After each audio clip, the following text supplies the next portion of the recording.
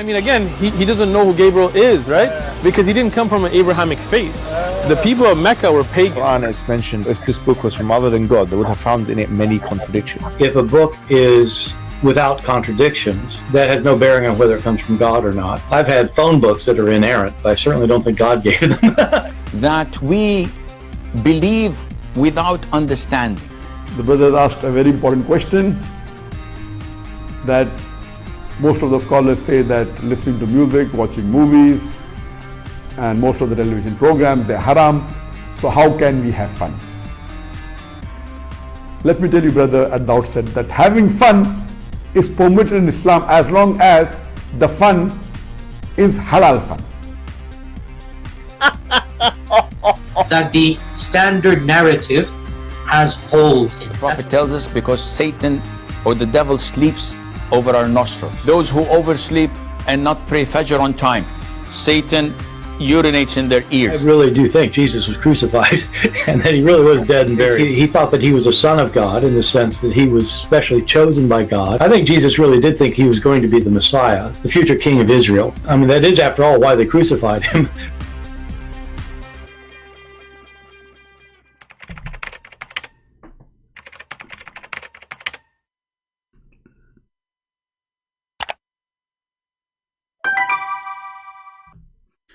Hello everyone, and peace of Christ all of you, peace and what your friends. And today again we have another person to expose. Actually, we did many videos before, and I just posted under his video a challenge to let me call him this coward. He will never dare to do so, but that doesn't matter. You know, we know why he don't dare to let me call him. Always ask yourself, all those who attack Christianity, why they don't dare to speak to me? I mean, as long you claim to be a rabbi, and it's very easy for you to refute us, and you are a person who people call you, let me call you too. Can I? Coward son of Muta. So this coward, actually he looked like a hamster. You know, we made a video yesterday about hamster. This is how hamster, behave. He is a coward. If somebody is a rabbi and somebody asks you about your faith, why you are going to hide your faith? Why you don't say what you believe? Because you are a hamster. That. All right, we lost the connection for a few seconds. I hope it's working back now. Is it working? All right. You know, we have a very bad storm yesterday here. Actually, we lost the internet. So ask yourself, if somebody is asking you why Muslims believe that Jesus is the Messiah, shouldn't you say, Islam is a lie? As long as you don't believe that the Messiah is Jesus is the true Messiah, why you don't say whoever says that is a liar? The reason you don't dare to say that, because you are not a rabbi, you are a businessman. You will never dare to offend Abdul, which means you will never dare to give a true answer. Why? Because you are not a man. You are a coward. So the question, listen to the question and listen to the answer.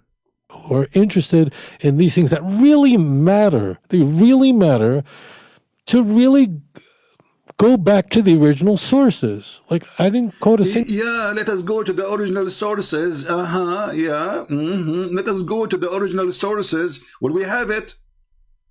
Potato. What's really matter? What's really matter? What's really matter? Let us go to the original sources. And now the question is, still will never be answered. And look at this second hamster sitting next to him. Single scholar tonight. Why? Because... like, we want to know, what does the original text say? Let's go back to the original. Let's, read it for yourself, all right? We did. And now let us go to the question, hamster. From now on, we will call you hamster because you look like one. You can't see me, but I actually showed him earlier. Can I have a bonus round question as we go? One small one. I don't want a lot of time from you. Just a simple question. Go for it. All right. Why do Muslims keep Jesus in their tradition? I mean... even they had rabbis. They knew rabbis. They knew the rabbinic literature. At least it appears to me from the scholarship I've been digging into. They knew this. And they saw how Jews looked at Jesus as not the Messiah, but they venerated him in some degree. They seem to want to have a different kind of Jesus than what we even see in the Gospels. Can you give us just a two-minute something on this? So this really fits so neatly into what we were just discussing. So Muslims are using the term Mashiach about Jesus, Isa. Christians are using the term Messiah about what they believe in. Jews use the term Messiah. We don't believe in Jesus.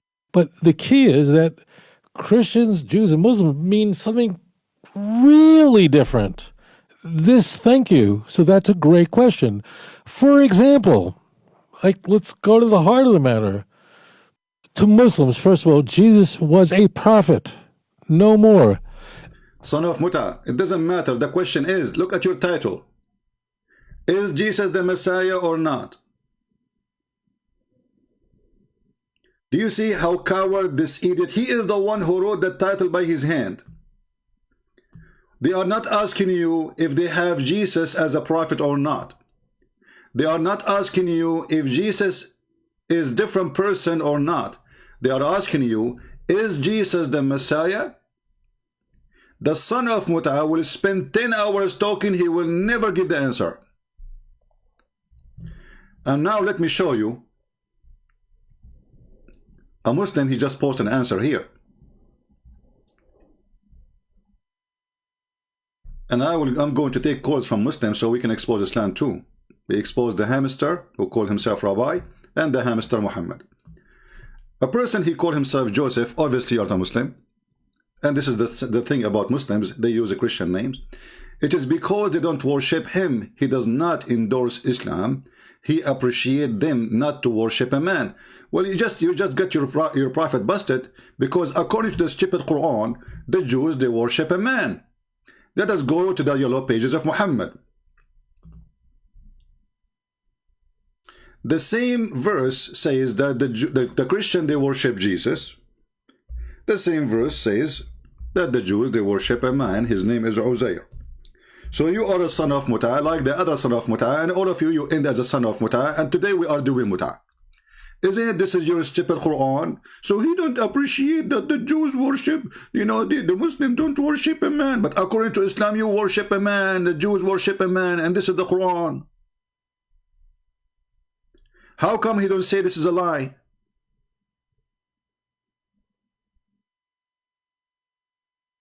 Are you there, Muta boy? This is the stupid Quran, chapter 9, verse number 30, saying, the Jews says Uzayr is a son of Allah. Look what the heck. And the Christians say the Messiah is a son of Allah. You are not a Muslim? So what are you? What are you? What are you? Give me your religion. Give me. I'm not a Muslim. What are you? I'm not a Muslim. So what are you?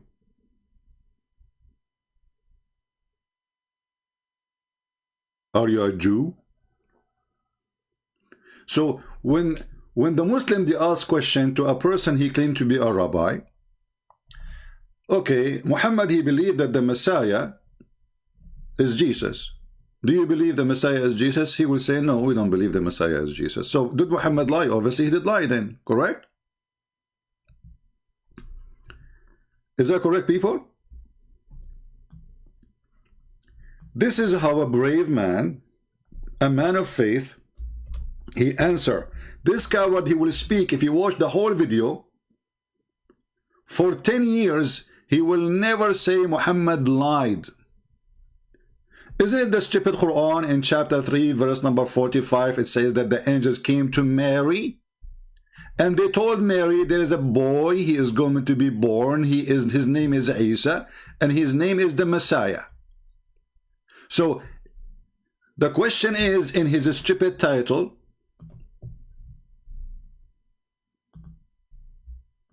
and he is the one who wrote the title, this hamster. Why do Muslims believe that Jesus is the Messiah? He will start telling you the Muslims, they believe in different Messiah, different person, different Jesus. He's a prophet for them. It doesn't matter. It's not a question. Is he the Messiah or not? Secondly, when you say different, you potato, son of Mut'a. When the Quran says this is the son of Mary, when the Quran says that Mary, she was a virgin, isn't it obvious this is the same Jesus? So when you say the Muslims believe in different Messiah, you know, he's trying to avoid the answer. He is a sneaky like a snake. He is a coward as coward can be. He is son of Mut'ah. He don't dare to say the truth. And not only that, the funny is, if you go down in his page, you will find all his supporters are Muslims.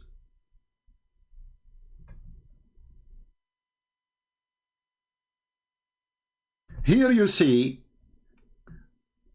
that there is something wrong. I'm going to open my Skype before I talk about next in this topic here.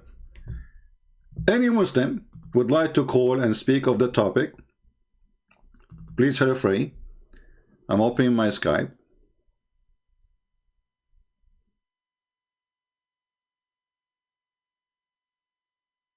And get ready for what's coming. Let us open Skype. Mayday, Mayday, Mayday. Who is a Muslim is brave to call us and tell us what he think about this rabbi. Or he called himself rabbi. My Skype is open. We take calls from Abdul. Doesn't matter how big they are or how small. So let us read the comment. This Muslim, he is from Persia. For the first time in his life, he listened to him. All right.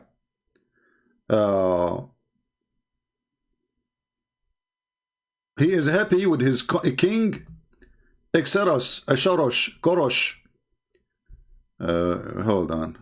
But isn't it the Quran? Isn't it Muhammad? He curse you and curse your Caesar? Huh? What stupid people, man. He's a Muslim and you are proud about this king. Isn't it the Prophet of Islam? He says the one who is proud about his heritage before Islam, tell him to go and bite the penis of his father. Potato. Next Muslim. I am a Muslim and I love Rabbi. I am a Muslim and I love Rabbi. All right. Let us see if we have any Abdul.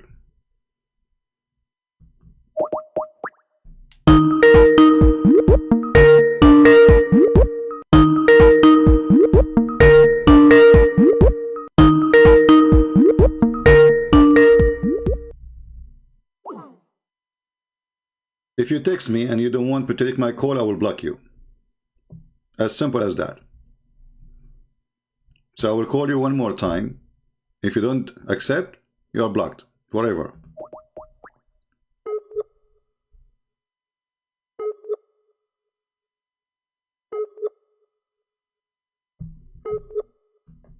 Okay, take a hike. Let us block you. Let us see the second one.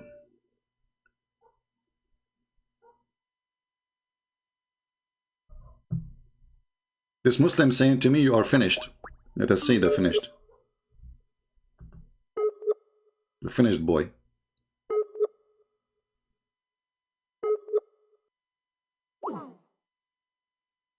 Oh boy. The second Muslim is a flat tire too.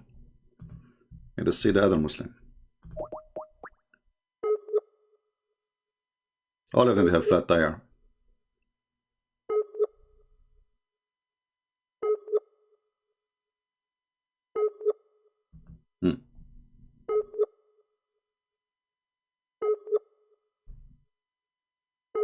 We cannot even connect with them.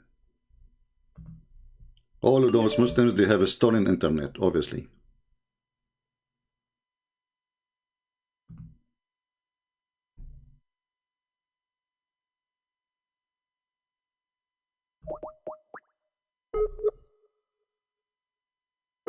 Let us see.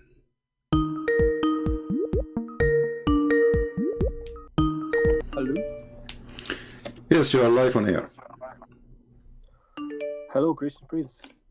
Yes, my friend, you are live on air. Okay, it is you who called me. Can you mute YouTube, please, because I hear myself twice. No, sir. Okay, maybe it's open now. 1 All right. second. So did Is you? it okay? Are you listening to us on YouTube? Are you No. listening to the topic? Oh, okay. No. So I don't know why they are. There's like an echo. Anyway, so the topic is there is a rabbi. He's a Jew, and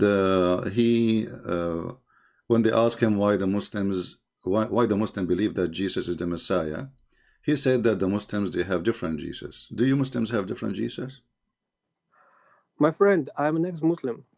Oh, sorry. I see. For me, Yeah. I I have a conversation with you last summer. So, and you convinced me that Islam is wrong and peace okay. of So you Christ. left Islam with us. You left Islam with us live on air, correct? Yeah, right. All I'm right. ex-Muslim from Russia. So. Okay. Sorry, I We had a apologize. I thought conversation. because I see a Muslim name in front of me, so I don't know. Yeah. It's my nickname. All my right. real name. Okay. So you wanted me to call you for what reason then? It was your live stream a few days ago, so yeah, I just wanted to call you and to say thank you so much. You're welcome. Do you know that we have our 2 books translated now in Russian? Yeah, of course. And yeah, actually, we have friends. 3. We have 6 and Allah too in Russian.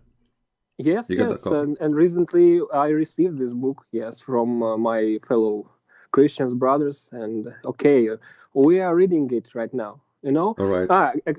Christian Prince. Do you know that guy from Egypt? His name is Said, who is an ex-Muslim, now Christian, and he has live streams on Arabic and preach to Muslims the gospel. No, I don't know them. He is from Egypt and now he lives in Russia, and I knew him, and he has a Russian wife, but all right, a few days ago he divorced, unfortunately. Well, this is not my friend. This is not my business. I want from you to share my books with everybody. As you see, we give it for free, so people who they are Russian, Ukrainian, etc., whoever speak Russian, they can enjoy the knowledge for free. All right. So I depend in Russian people like you to spread the truth. Yes. Thank you very much. Okay, thank you, my friend. Let us take a call from Muslims. Thank you. Okay, bye-bye. Bye-bye. All right. We thought he's a Muslim, it turned to be not. He's an ex-Muslim. He decided to leave Islam live on air, but I forgot about him. It was a year ago.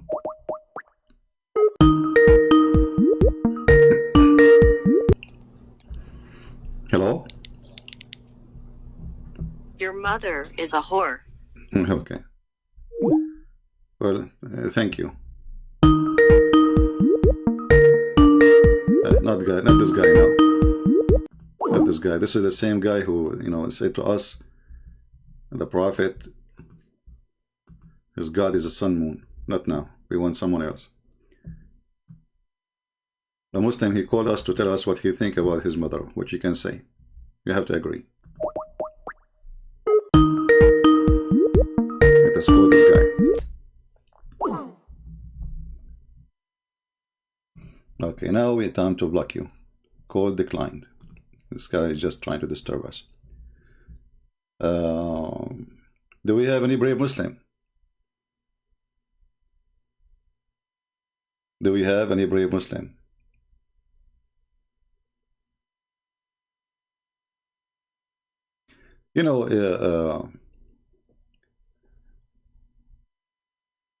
What we see in front of us, proving that the Rabbi and Muhammad both are fraud. Not again this guy, what he want? Yes, Shazi. Yes, sir. How are you? Yeah, how are you? Why you are calling me now? Because you told me, you were asking me something about Christianity, and I said, I'm busy right now. No, we have a topic now. We are talking about a rabbi. His name is Tovia. So you don't want to talk about Christianity at all? We are talking about Christianity, but we have a topic now. We have to, we choose a topic for today to talk about it. When we finish it, we can talk about that if you want. Okay, sir. I'm waiting then. Thank you. All right. Do we have any Muhammadan? Any Muhammadan?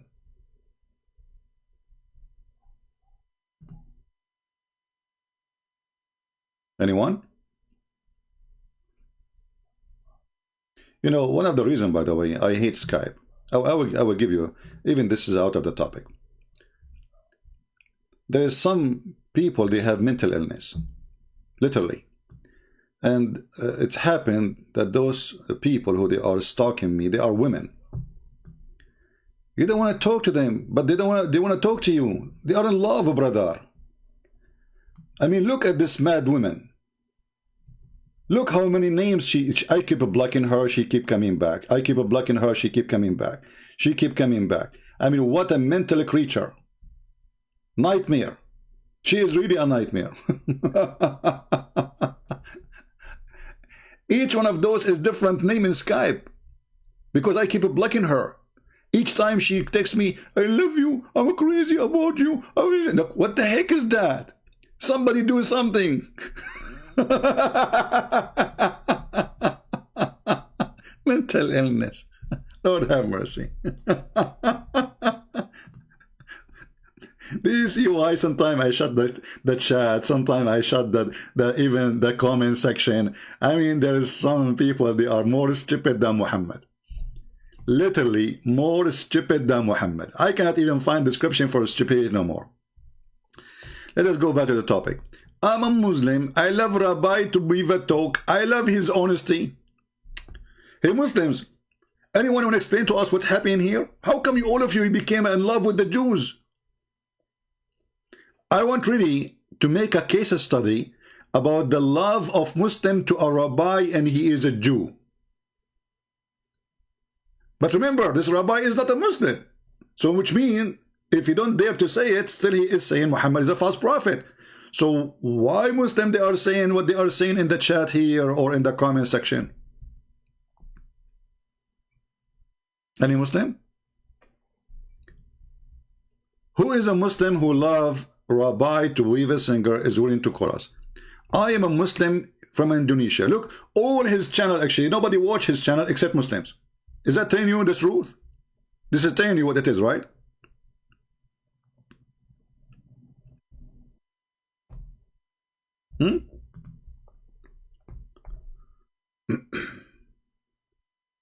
Any Muslim want to explain to us?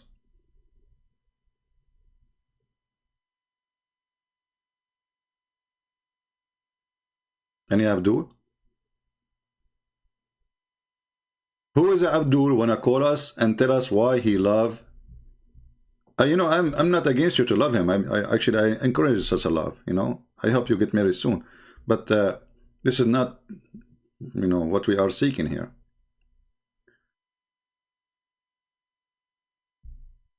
Look at this guy saying, was there a fact somebody named Jesus? Does the New Testament provide an actual fact? Is Jesus a composite? I am very interested, Rabbi Singer view. Subject, there's no Jesus. Jesus doesn't exist. So again, you're confirming that Muhammad is a fraud. Because how Muhammad says then Jesus does exist? They don't dare to say that Muhammad is a fraud. But they do dare to say that Christianity is false. Potato.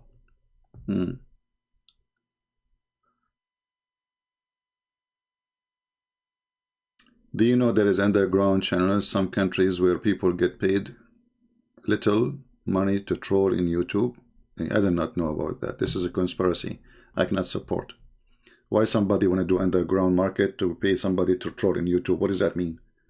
Sound fishy for me. Sound like, you know, sound like well, this is a Muhammad prophecy or something, you know, sound like the Quran for me. Yeah, because the Quran is the book of trolling. So any Muslim want to call us and tell us why he is in love with Tovia singer? Anyone?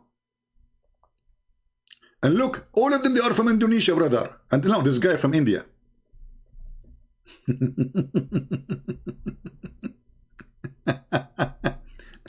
Big respect, Rabbi Tovia singer.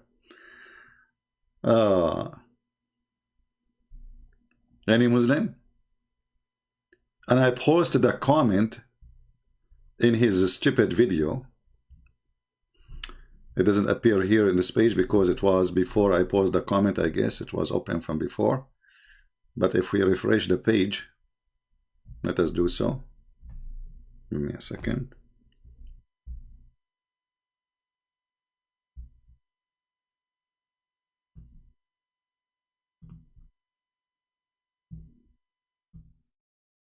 All of them, they are in love with Tovia singer, brother. All of them. No exception. No exception. No exception. Like, what happened to my comment? I just posted a comment. It's not there. Look. Let us see, maybe by changing to sort by new. Newest first. Maybe that will make it appear. Here we go. Tovia singer is a coward. He will never dare to talk to me. He will never dare to say Muhammad lied when he said Jesus is the Christ. Why? Because he is a snake, not a man. Watch my video exposing this businessman who don't dare to say, see, his faith in Islam. Is that the truth? Because if Jesus is not the Christ in Christianity, well, he is not the Christ in Islam. As simple as that. Why you don't dare to say the same thing you say to the Christians? You don't dare to say the same thing to the Muslims? Because you are a hamster, son of Muta. You are doing a business. You are doing a business. You sell jewelry. You sell jewelry in Indonesia. So you will never dare to say that.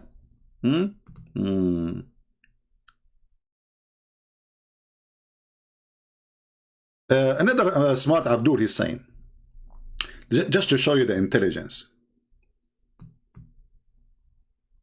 don't shit on the man, excuse my language, I'm just reading. You are saying if he is a man, he do have said it as is. No, he did not say it as it, because if he don't believe that the Messiah is Jesus, then he have to say and he have to admit then Muhammad is a liar. So he's a coward, he will never dare say it. And then he said to me, show my face. Why you want to see my face? Are you a homosexual? You must be a homo like your prophet. Why you are interested in my face? Are you looking for a date? What you get from his face anyway? But because you have no excuse, the person he just get your prophet busted, and not only that, wait, it's even getting better. This man, he claimed that Muhammad is a big fat liar without saying it. Let us get you busted, you and him. This is the same guy, he said, that the story in the Quran about, but he did not dare to say the Quran, by the way, because he's a hamster. He said that the story in the Bible, which is in the Quran, that Mary, she was a virgin, is a story stolen from the Greek mythology. Watch and laugh. Your prophet is a fraud, according to this guy. Your prophet is a son of Muta, according to this guy. Your prophet is a fabricator, according to this guy, and he is stealing from the Greek mythology. Listen.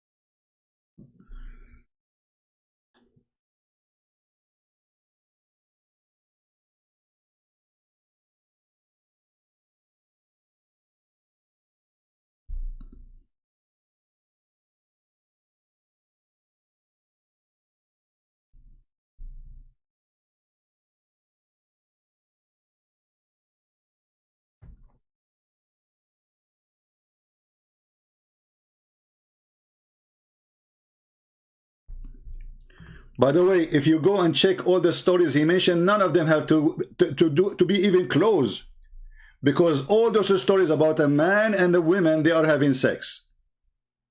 The story of Jesus, he is not born of any sexual relationship. So this coward, son of Muta, again, is lying, mentioning names have nothing to do, not even close. But the point is, he is saying that the story which is in the Bible, which is in the Quran, is a theft from the Greek mythology. But do he dare to say Muhammad is a fraud? Oh, there's no sound for him. Hold on. Let us fix it. I apologize for that. We will fix it. Here we go. All right, now you will hear his voice. That liar when he said that Jesus is born of a virgin. Listen and laugh. Individuals, like the mythical founder of Rome, Romulus, was said to be born of a virgin and God. Pythagoras, the philosopher, was said to be born of a virgin. Octavius, Caesar Augustus, the adopted son of Julius Caesar, was said to have been was the son of God, and then he was born. I mean, this is like Hercules was said to have been conceived by a relationship between Zeus and his mother. So what happened is, as Christianity was leaving Jerusalem and moving toward Athens, it was adopting the ideas that had emerged from Greece rather than from Yerushalayim. Did you hear it, Muslims? So when you're a prophet, you say that Mary, she gave birth to Jesus and she was a virgin. Muhammad is a liar. Did you hear it, Muslims? Yet in the comment section you say that this guy, we love him.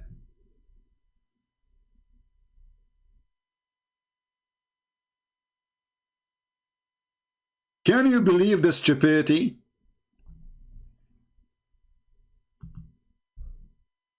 Can you believe the stupidity?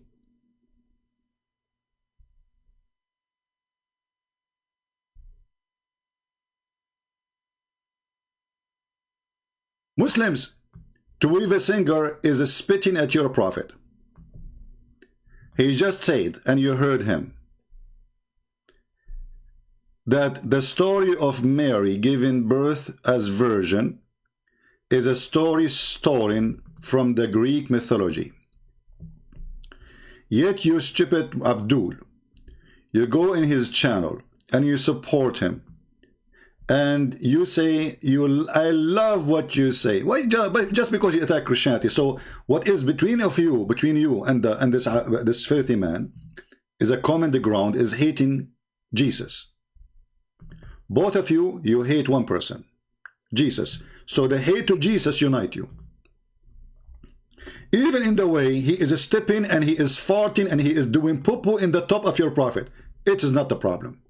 Because as long he is against Christianity, we say we love you. So what we notice here, that both are hypocrite, in bed together, but in the same time they are enemies.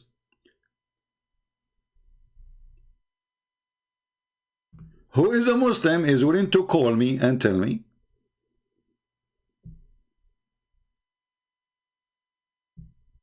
why you are in love with this man. He just said that your God Allah is a fraud. Your God Allah, he stole the story of the Virgin Mary from the Greek mythology.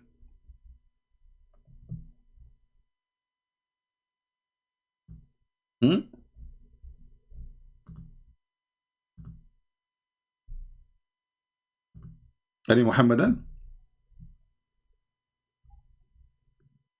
I mean, can you believe the stupidity? I'm just right now, I'm talking to you. You know what I'm doing? I'm just blocking this woman who is sending me kisses. I hate Skype. And if I stop accepting from anyone, then Muslim cannot contact me. I mean, I am now talking about Tovia Singer. In the same time, I'm receiving from a mad woman. She's like Aisha. I don't know what's wrong with her. Look at this. Sorry, I have to expose you because you are stupid. Look at this. What I would do with those people? You tell me.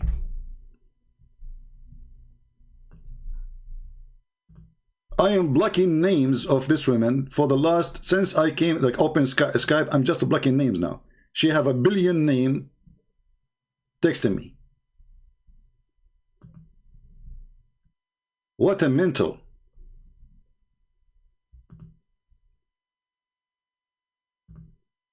You are qualified to be a prophet in Islam, literally, because you have all the requirement.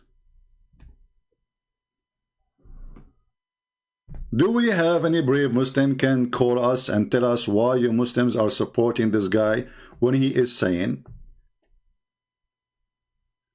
that the story in the Quran is a lie? When your prophet is a liar and he's a fraud? When your God is a fraud and he himself, if the story in the Quran about Mary being a virgin is a story from the Greek mythology, that means Allah himself is a story from the Greek mythology.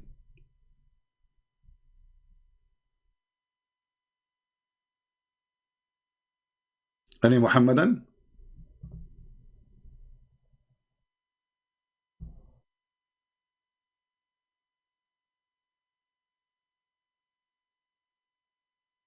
No, my friend, option. Because the Abdul, they claim that they knew who I am, and the Abdul, they claim that they have my pictures, so it doesn't make any difference. And you are wasting my time, option select. Take care, take a hike.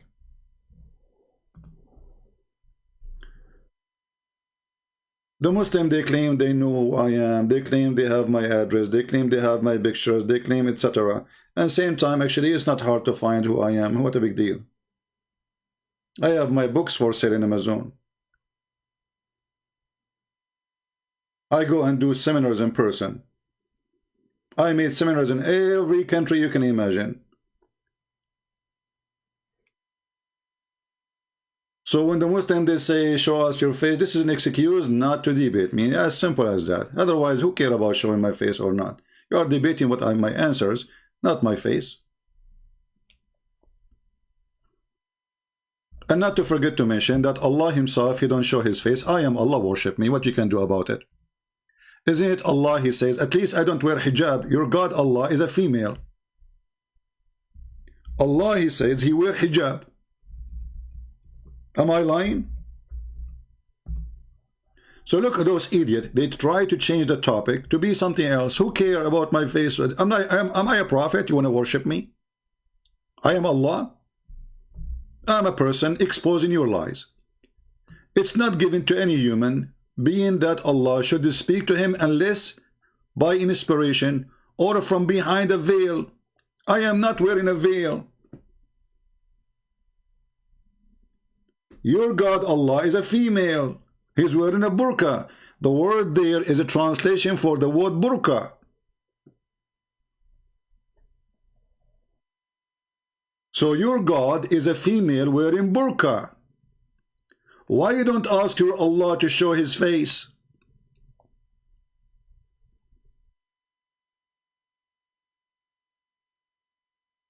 So they cannot debate me. They have to run away from debating me to talk about something else. Show us your face.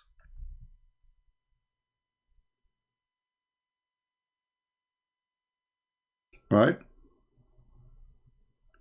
Even Mimi Hijab, his last name is Hijab, which means, you know, in the Middle East, they call you by a name. Your last name present who they are either an honor or an insult. When a man is called his last name Hijab, simply it's an insult. Imagine your last name is Burqa. So obviously he's coming from a coward family, maybe. Maybe. Now, we don't care really about private to weave a single. Let us debate. Another troll.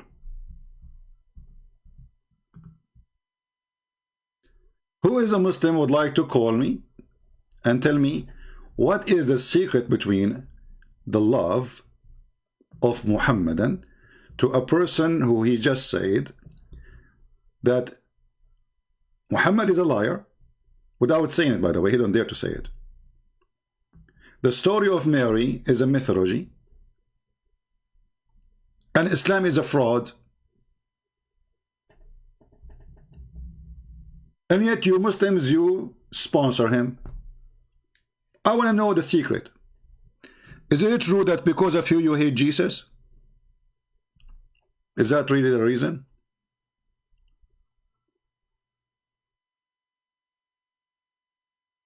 Anyone? Ali Dawah, he sent FaceTime, debate with the Christian Prince. What FaceTime is? What is that? There's something called FaceTime and AceTime. Here we go. I am in Skype. Anyone who dare to call me, let him call me. All of them, they are coward. They will never dare to do so. Get out of here. Fake.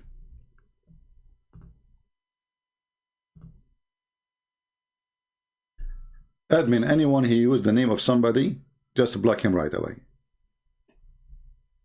Like sometimes I see somebody using those Abduls from YouTube names coming here to make fun of them. Even if they are Christians, block them.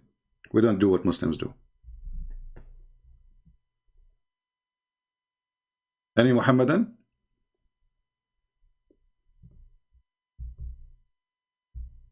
Any Muhammadan dare to make a comment about Tovia singer saying that the story of Mary is a fabrication and Mary, she was not a virgin? And by the way, this guy, he made a video, and I made him shish kebab too. He said, Mary, it says in Isaiah that Mary, she is going to be a virgin. It doesn't say that in Hebrew. It says she will be young. Like, hold on, you stupid donkey. So the sign is that a young woman, she will give a birth. Well, all young women, they do that. So what is the sign? Sign, it's a miracle. Sign, it is something doesn't happen. Something will happen once in the lifetime of humanity. So if a young woman, she gave birth, that is not a sign. Every day there's young women giving signs. This is how weak those who claim to be Jews. They are fake. They are not true Jews.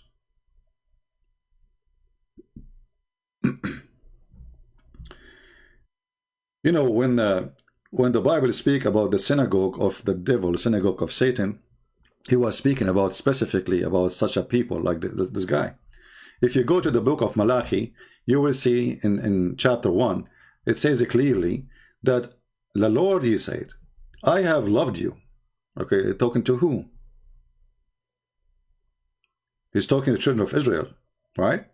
But in the same time, you will see how, you know, the Bible says the Lord, I have loved you. But you say, how have you loved us? Isn't not Esau, Jacob, a brother? Declare the Lord. Yet I have loved Jacob, but Esau I have hated. So what the verse is here, and this is what Paul, he quoted later, speaking about the false rabbis. So God, he loved Israel.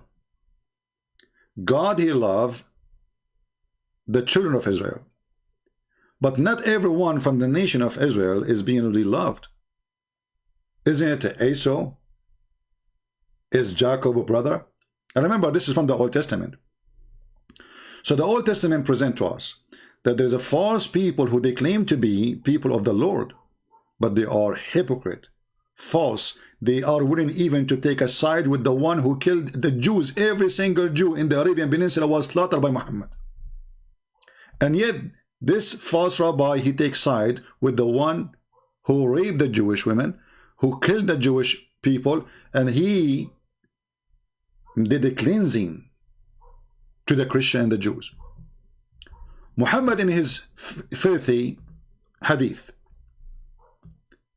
not only he teach hatred against the Christians, but he have a special hatred to the Jews.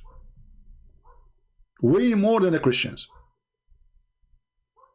To the point he said, prophesying that the hour will not come until the Muslims will attack the Jews. And if one of the Jews was able to escape, he thought he ran away from being killed, and he hid behind a tree or a rock.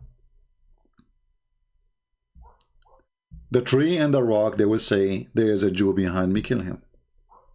This is the filthy Muhammad.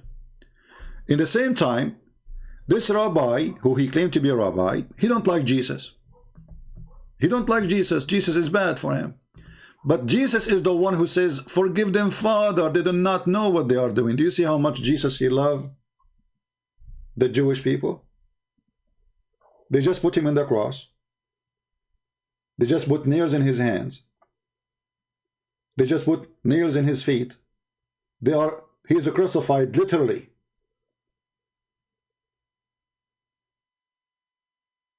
And even though he said, forgive them, Father, they do not know what they are doing.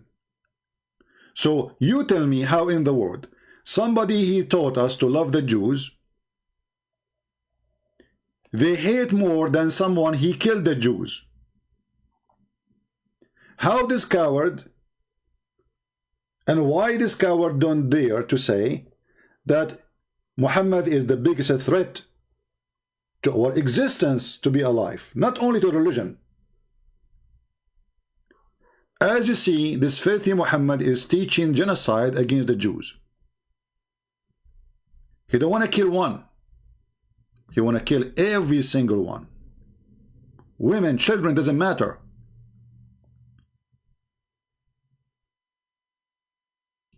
If we go back to the comment section and we see that the Muslim says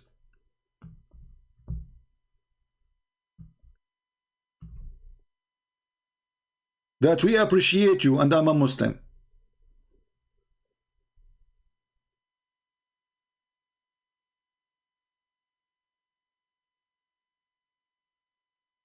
Like here, there's an honest person saying extremely misleading view. Islam is not Abrahamic faith. Good for you, my friend, Mr. Nathan. Look, he's an African brother. He is saying the truth. Islam is not Abrahamic. That is true. Today, we have a wave of people trying to sponsor the idea that Islam is Abrahamic. Even Trump himself, he signed an agreement between Emirat, Bahrain, Israel, called the Abrahamic Peace. And here you see how politics is deception. Now Islam is Abrahamic just because they want to get the benefit of politics. You see? The Abrahamic agreement. This is what they call it. So you have three liars, Trump, the Muslim leaders, the Jewish leaders. They are lying to each other. Oh, we are Abrahamic. Just in order to make a politics achievement. But all of us, we knew that this is a lie. I am a Muslim. I love Rabbi to give a talk. I love his honesty. But look what happened here. When the Muslim, they say, I love his honesty, that means Muhammad is a fraud. Why? Because he said that you will find between those, the most people who hate Muslims, according to Muhammad, is those who call themselves Jews. Muhammad was wrong, look like it. Muhammad was wrong. Muhammad actually was a liar, because as you see, there's love between the Jews and the Muslims these days. It's not working with Muhammad. So when Muhammad, he said, especially by the way, Muhammad for sure, he considered the rabbi is the biggest enemy. This guy's a rabbi, right? Okay.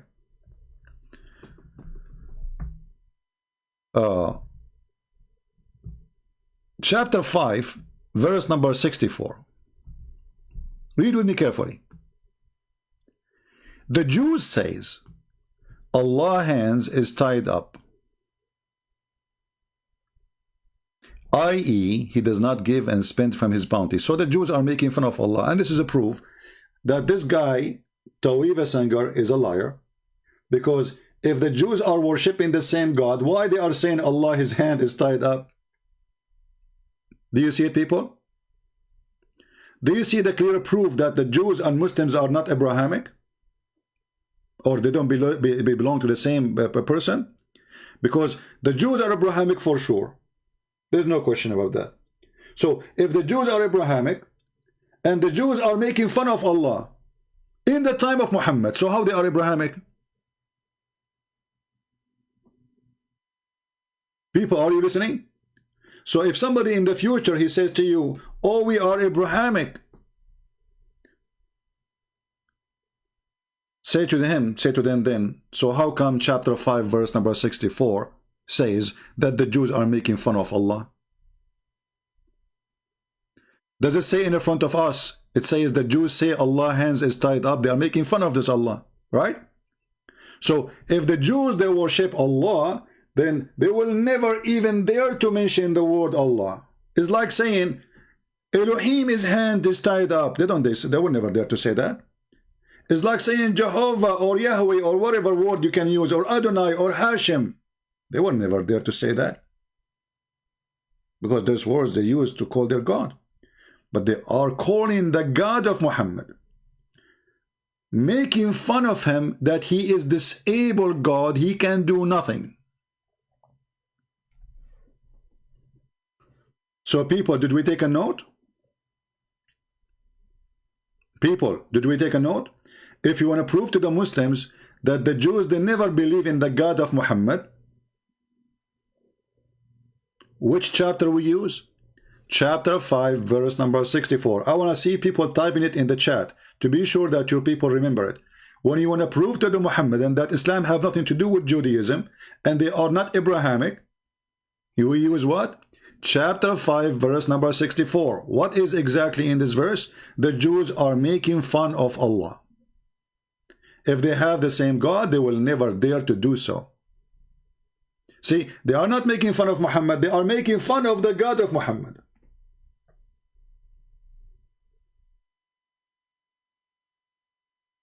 And then the response of Allah saying, Allah is cursing them.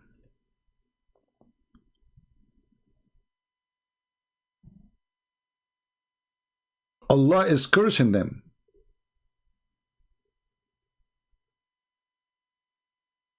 And not only that, it says Allah will put enmity in their heart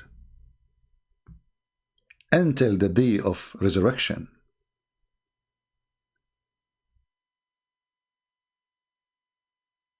And they are the people who make war. And each time they put a war, Allah will extinguish the fire of that war. Why? Because they are people of mischievement. And here, by the way, the translator, he exposed Islam. Because do you see the word Makkar? Makkar. You see Makkar or Makers? The Muslim translation, now because they are using it for the Jews, they did not hesitate to say the one who do mischievement. But Allah is Makkar.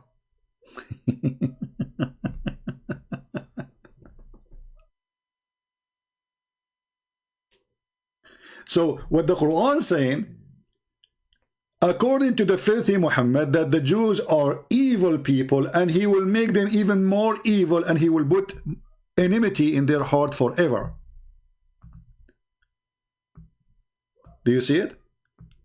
So how come suddenly the Muslims, they are in love with Tovia singer? Look like again Muhammad was wrong. The Quran is saying that the Jews, they do mischievement, but Tovia singer is not. He's a good boy. Look how many Muslims sharing their love and their harmony to Tovia singer, brother. Huh? Look, the Muslims, they are saying to him, we love you. Do you love me, baby? Huh?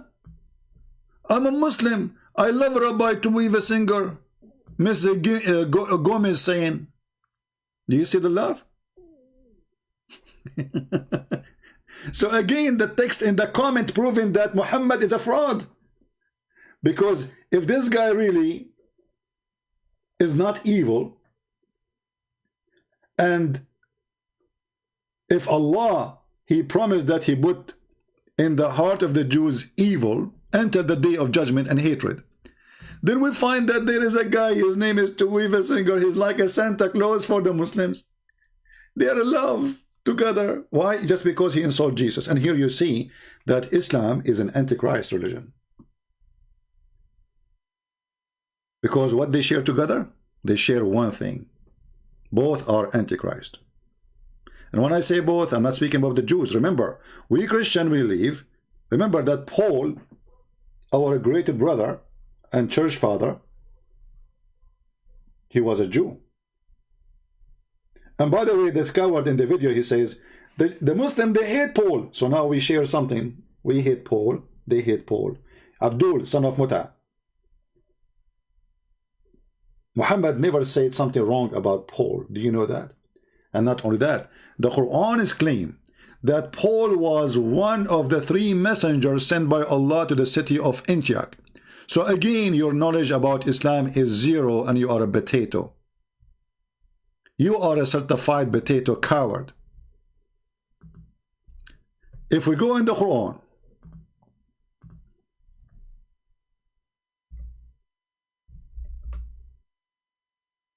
we will find a verse, which is very unique verse, by the way. Chapter 36, verse number 14. Speaking about three messengers were sent. The first two, they were not enough. And they were sent to the city of Antioch. People, do you see it? Which city? Now, who is the one who went to Antioch? The disciples of Jesus, right? Correct? Hey, Muslims, even your stupid Quran support that Jesus is God. Why? Because those are three messengers of Jesus. So how Jesus is a messenger, but he can send messengers? Isn't it messengers can be sent only by God? Do you see it? Three messengers were sent to Antioch. Who are they? We can go right now to Ibn Kathir, to Al-Thalabi, to many interpretation, and you will see that those three are, one of them is Paul, the second is Peter, the third is John. What you will do now? Tovia singer is in trouble. We have Abdul. Let us see if it's true Abdul or just a troll.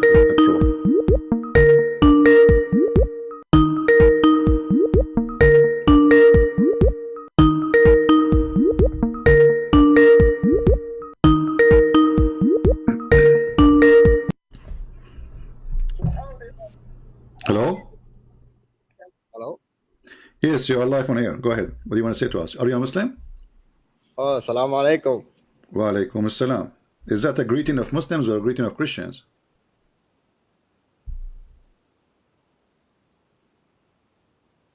Hello?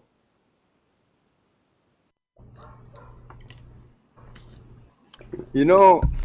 Are you there? Yes. Can you hear me? You said to me, assalamu alaikum. Is that an Islamic greeting or this is a Christian greeting?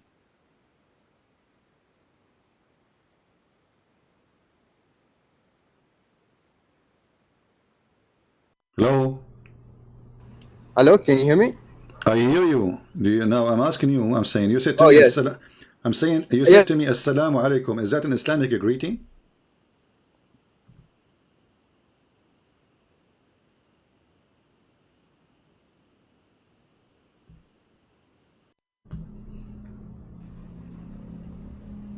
I think you have a bad internet.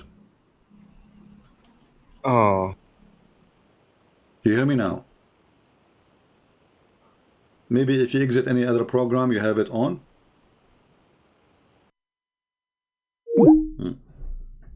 His name is a proud Muslim too.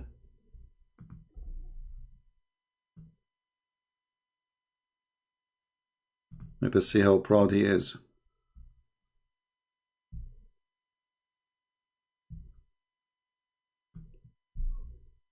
We'll call him again.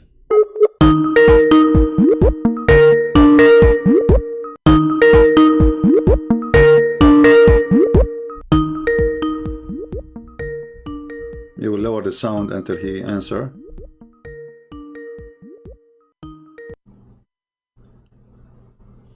All right, do you hear me now? Hello? Can you hear me? Yes, yes. Sound good. Okay, okay. So you said to me, Assalamu alaikum. I was saying, is that an Islamic greeting or this is a Christian greeting?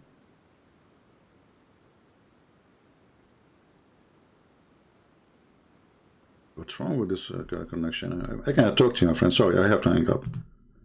I mean, get better internet and text me. We cannot do it this way. You see, even Assalamu alaikum is a theft. When Muhammad, he saw an angel first time. When Muhammad, he saw an angel first time, according to Muhammad. He's saying he was downloading something. Okay, so are you done downloading now?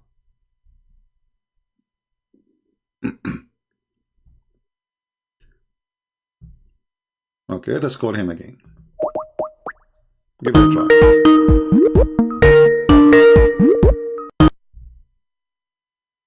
We'll mute the sound so you don't hear the noise of the ringing, which is annoying.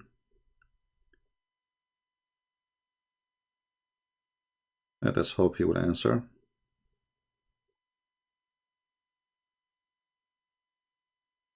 Yeah, Muslim countries are very, very active in downloading illegal software for free. Everything there is for free. He is not answering.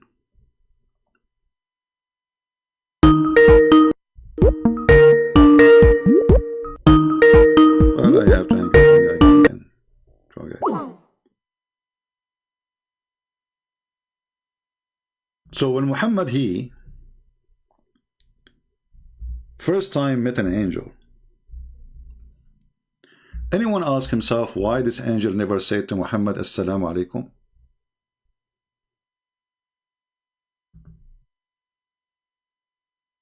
Never. When the angels came to Mary, they said to her, Shalom to you, Mary. Blessed you are between the women. So the first word they said to her is Shalom. Salamu alaikum. This is, by the way, it's exactly how it is. So even that one is a theft. Muhammad, he stole. Later he took it from the Jews. This is when Muhammad was not living with the Jews. He didn't know about it. When Muhammad started living with the Jews, he copied Assalamu alaikum from the Jews.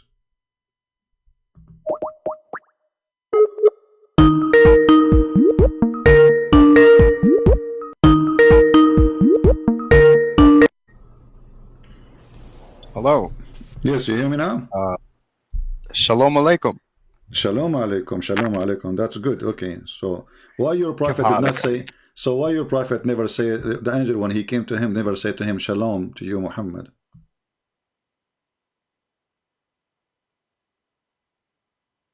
There we go. Okay, you know what? I have to block you because I'm not going to waste my time with somebody his internet not working.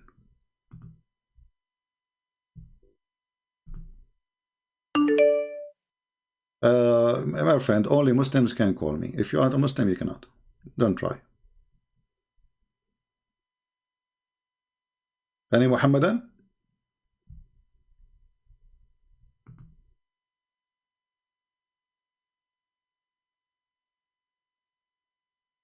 Everything Muhammad he have is a theft from the Jews and from the Christians and from the Hindus.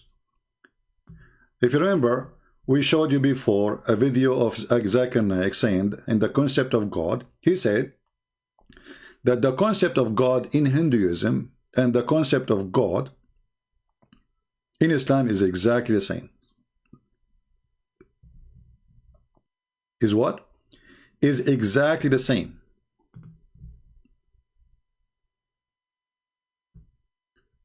Why people don't listen? I just said only Muslims can call me. Let me block you. This one he keep trying to call. Very weird people. I say only Muslims can call. They want insist they want to call. Okay, here you are blocked. Have fun.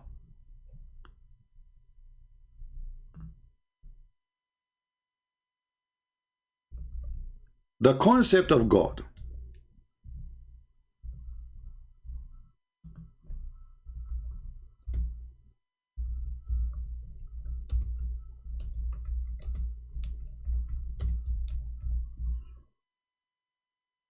Let's put the video for you. Out there. This is a video made by Zakir Naik. Even the Photoshop of the thumb made by Zakir Naik, and this is the channel of Zakir Naik. The concept of God in Islam is exactly the same concept of God in Hinduism. Literally. It's not me who said that. It is Zakura. Zakura, go. regarding the concept of God in Islam is quote to you Surah Ikhlas, chapter number 112, verse number 1 to 4, which says, Qul huwallahu ahad. Say, He is Allah, one and only. You see, the word ahad in Arabic mean one of. The word ahad have different meaning too, because it's a name of an idol around the Kaaba. And there is a word close to it in the Hebrew. Say that a God is echad. Your God is echad. O Israel, your God is one. So, either Muhammad is trying to steal from the Jews, or Muhammad made a mistake, because the one in the Hebrew, echad does not mean one as a person.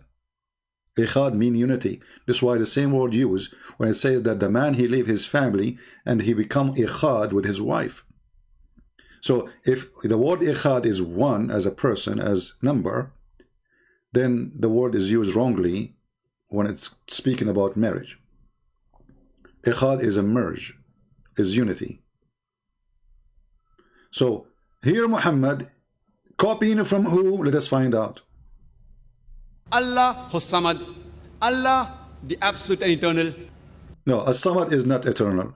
You see, he did not even translate the word Samad. Samad is coming from the word Masmood. Masmood is around the Kaaba there was an idol.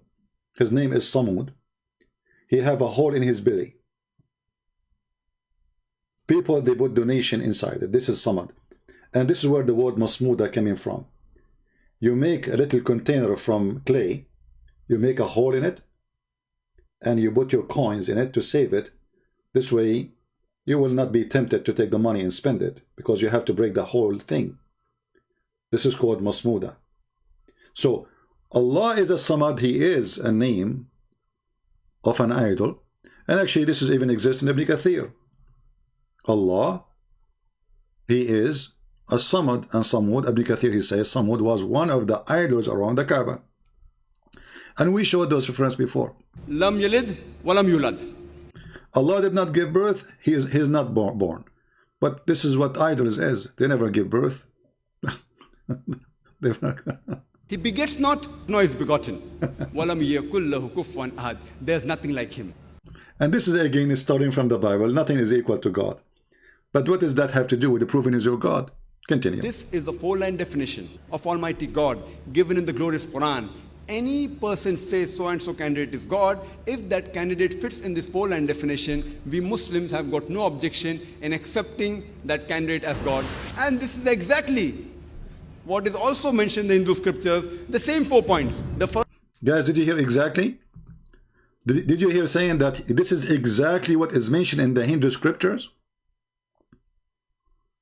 Anyone, you notice similarity between Islam and this rabbi? Both of them, they are hypocrite. Suddenly, just because you want to win the Hindus to Islam, suddenly the Muslims and the Hindu, they have the same scriptures. Suddenly, both of them, they have the same concept of God. Suddenly, the Hindus are not pagan.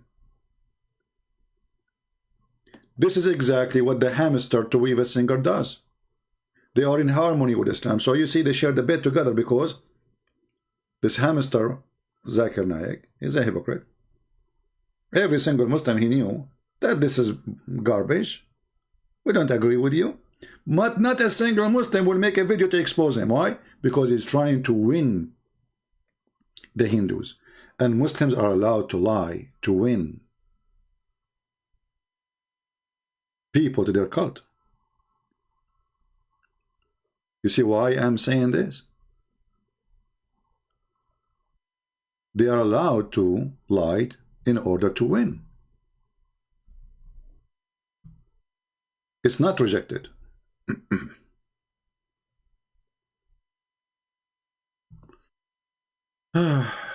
Okay.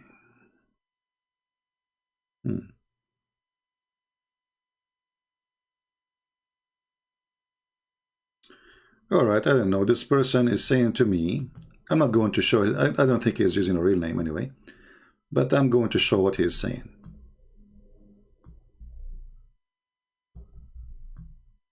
He just sent me this message now. Hi CP, I thank you from the bottom of my heart. I converted to Islam 3 years ago, but I left last year because your video reopened my heart to the truth. And then, you know, you are the best and defeated apologist, okay, scholar, okay. Well, I'm so happy for you, my friend. So he left, you know, he converted to Islam 3 years ago, so which means he was not born from a Muslim family.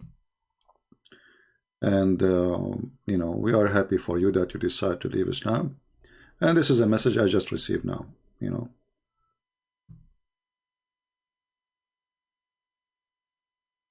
$12:16 and still texting me actually, you know. Yeah. So I'm so happy for you, my friend, that you decide to leave the cult of Muhammad and his garbage. But now I'm sorry for you because you will not get the endless penis. I mean, I don't know how sad you feel right now, but don't you feel bad because Allah, He promised you endless penis, and now your penis will not be endless? Isn't this the dream of every man, to have an endless penis? This way, you do not need to go anywhere. You can get your grocery by using your penis. Simply, you can hang a basket on it. Like now, if I have an endless penis, why I want to go to Walmart? I just put the basket at the end of it. Let it go in the street. Install a camera so I can see direction in front. And then I direct it to Walmart. And then I will attach a credit card with it, you know? And then I go to Walmart. I fill up the basket, you know, like somebody will assess your penis there, don't worry, you know. I mean, come on, because that will be a business for them, because everybody will use a business then. I mean his penis. So my friend, you left Islam and now you will not have an endless penis. I'm really, really sorry for you. Don't you want to have a woman with big boobs? Booby?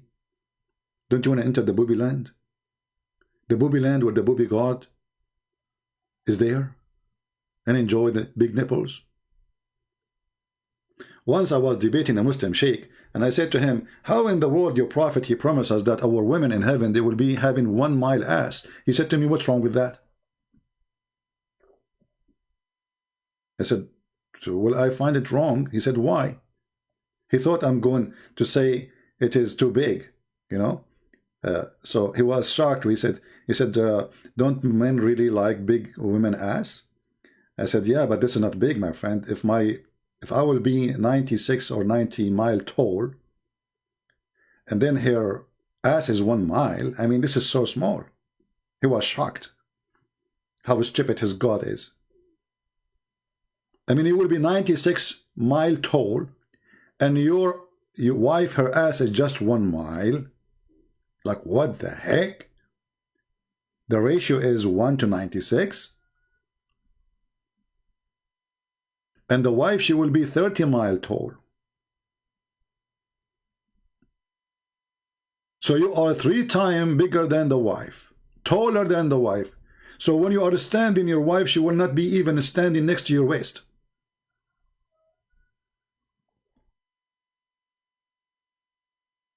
Do we have any brave Muslim who would like to call us to make comment about the topic?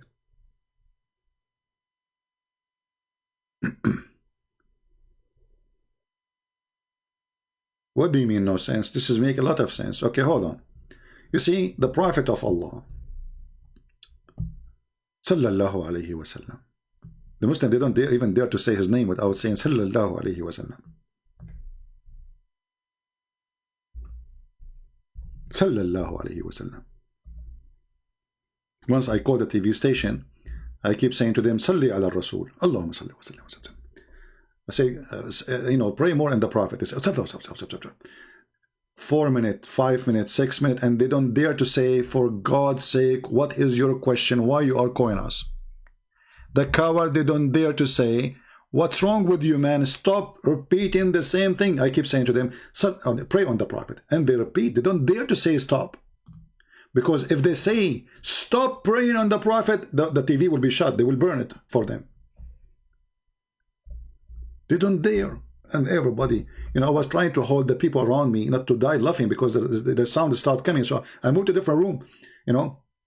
So, Salli ala Rasul, Allahumma salli wa sallim. Eid as-salah ala Rasul. Zid as-salah ala Rasul. Allahumma salli wa sallim.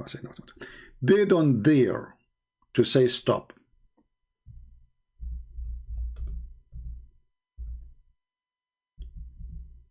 But look at this.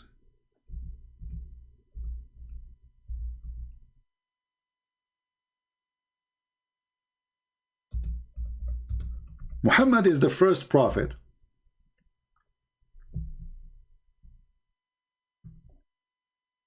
who established Playboy magazine ever. The idea of porn magazine was not created by a perverted man in USA. It was created by Prophet Muhammad, peace be upon him. As you see, all those hadith.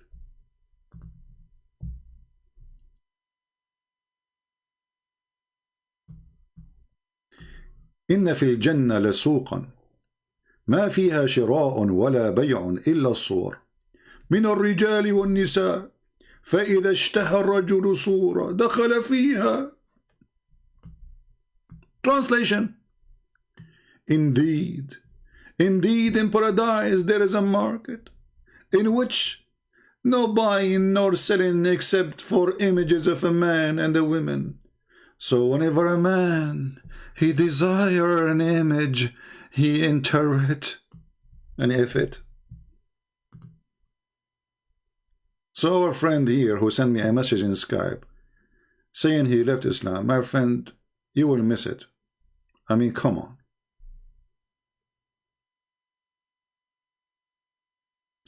If you want to learn Arabic, I have a channel in YouTube.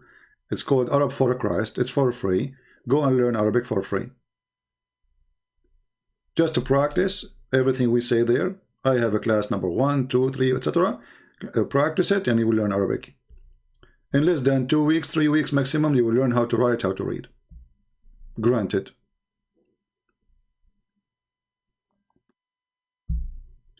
Do we have any Muhammadan? Remember, by the way, here this hadith is teaching homosexuality too. Because the images is images of men and women. It's not images of women alone. So what is in the magazine? The magazine has or contain images of men and women. Okay? So images, let us make a line. Of who? Of men and women. Okay, who is the customer? A man. Do you see it? So the man, if he desire any of those images, which is images of what? Images of men and women. Images of men and women. So if this man, a Muhammadan, he desire an image of a man, he jump in it and they if each other.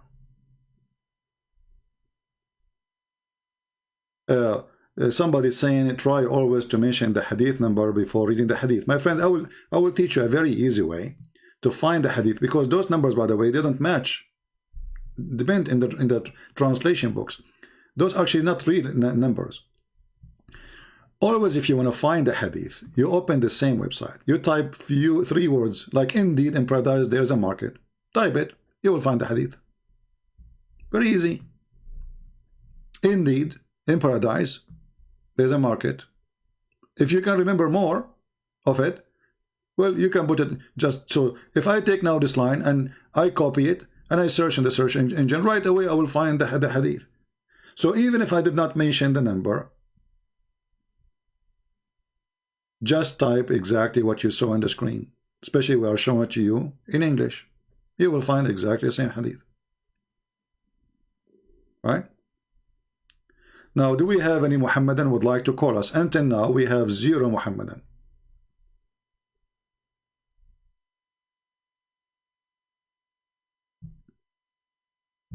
Anyone?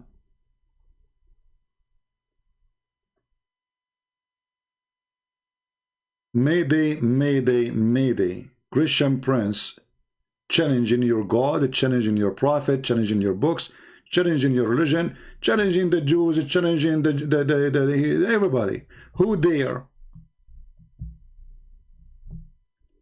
who dare do this guy to weave a singer dare to let me call him and have a conversation for a few minutes? Do you think, guys, this guy, he dare?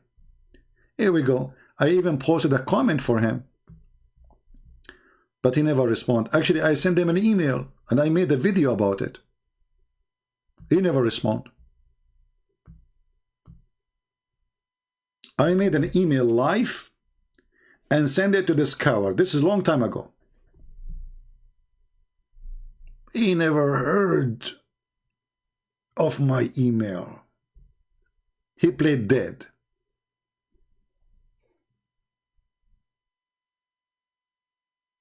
Remember, those people don't present the Jews. The majority of the Jews already are Christians, and they are called Messianic Jews. Actually, here this person saying, there are Jews who believe in the Messiah, Jesus. They are called the Messianic Jews. Absolutely.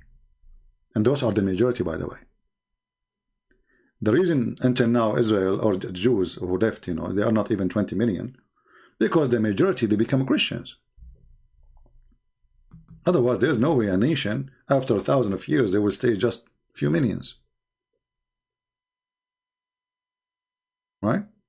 So remember one thing. Jesus, he come to us by the disciple. The disciple is the one who taught us about the Messiah. They are the one who taught us what happened with the Messiah, what he said. And all the disciples, they were Jews. So never in your heart hate somebody because he's a Jew. Hate evil. If a person is evil, hate him for his evil, not him as a person. But evil, all people do evil. Even people claim to be Christian, they do evil. So hate the evil they do, even when they do evil. And this person obviously is a fraud. He don't even dare to say his belief.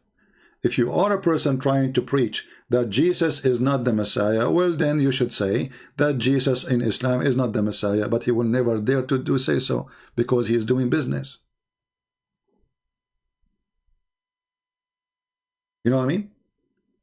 When a Muslim, he asks me a question, like a Muslim asks me, what do you think about the crusade? Maybe with different one, we say, oh, the crusade was bad. No, the crusade was so good. Why it was bad? You see, we don't compromise. A true believer, he say what he believe. He is not waiting for the approval of an idiot to bless him. I say the truth I believe. I fear no one. So when they ask me, what do you think about the crusade? I said the crusade, the best thing ever happened. Because if not the crusade, the Muslims now is conquering all of Europe. And by that, doing that, America will be a Muslim, Australia will be a Muslim, and the whole world will be a Muslim. It was the crusade who gave us the freedom today. It was the crusade who gave their life. They tell you stories about the crimes they did. They were responding to the biggest crime. The Muslims is the one who attacked us, took our women, took our wives, took our children, took our money, took our land, took our churches. And until now, they are taking our churches. Just last year, the filthy Erdogan, he converted one of the biggest churches in the world into a mosque. And 5 major churches in Turkey too, beside that church, by the way, but because this is the only famous one, people, they knew about it. 5 other major huge churches, they made the mosque too, in the same day.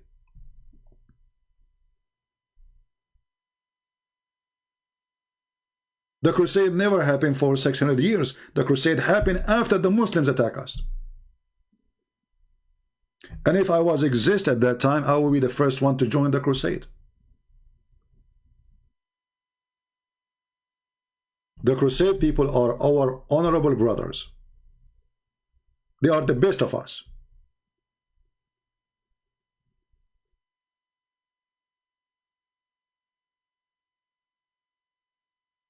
And history try to make them look bad, as if they are the invader, when the fact they are the one who was defending. This is a land the Muslims never exist in.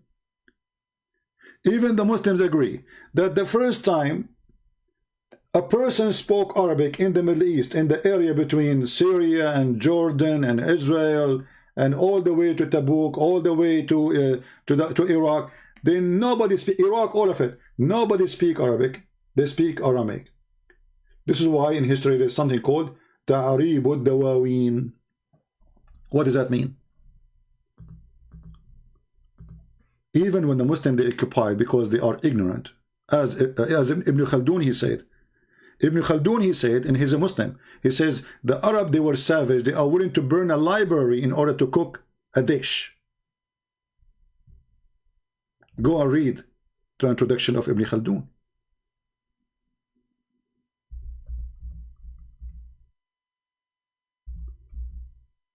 The Caliphate Abdul Malik ibn Marwan is the first one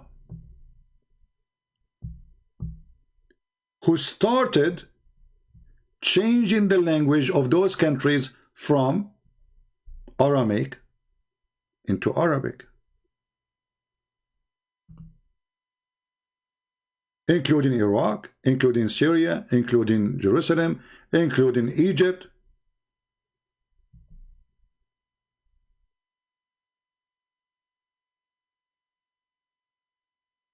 This is a history written by Muslims. And now you see somebody from Hamas saying to you that this is our land, when in fact everybody knows that the first time they enter it, when the 50 Umar al-Khattab he attacked Jerusalem. And God is good. We have it back. And we will never give it back.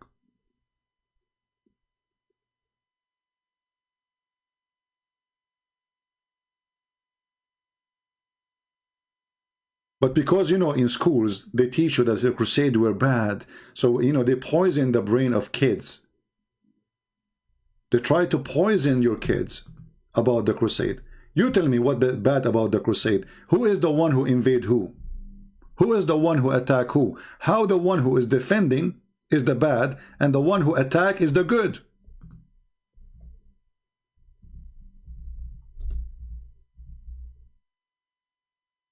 Huh? Have you ever heard of such a hypocrisy?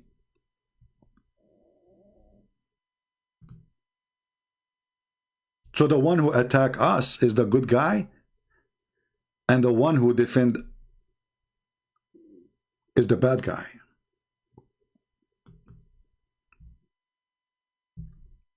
And this is where we see some stupid who claim to be Christian. They say to you, the Catholic is the one who established Islam. My friend, I'm not a Catholic, but if not the Catholic, you will be Abdul by now. So if I am you, I should thank God for the Catholic every single day.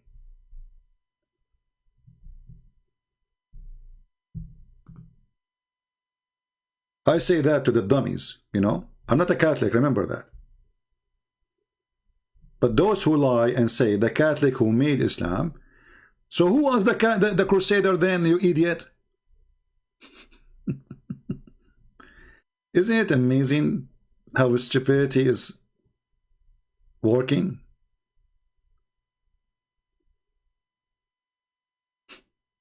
Isn't it?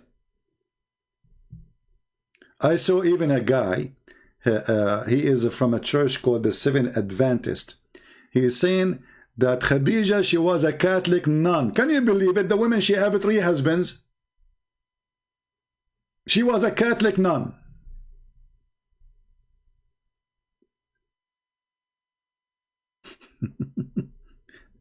This is why I say, those priests from any church who divide us as a Christians, they are the enemy of Jesus.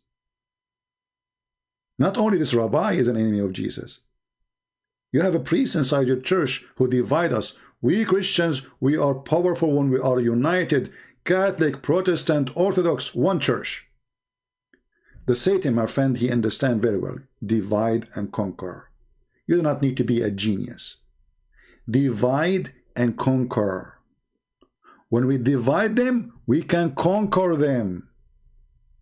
If they are united, they are 3 billion human beings. How in the world we can conquer them? A true Christian is the one who don't let Satan divide so he can conquer. And not only that, the Quran says to you that Allah, He have a plan to divide and conquer. Do you know that? Quran is giving you a clear message that Allah is Satan and He want to conquer you by dividing you, by spreading hatred between you. If you go to chapter 5, verse number 14, it says it clearly that Allah will spread hatred and enmity between the Christians until the day of resurrection. We planted among them enmity and hatred till the day of resurrection. So when somebody, he is a priest and he divide the Christians, he is serving the devil Allah. Are we clear? When somebody, he claimed to be a priest, or even a normal person, he claimed to be Christian, and he start attacking Catholic or Protestant or Orthodox, he is no Christian. He is serving Satan Allah.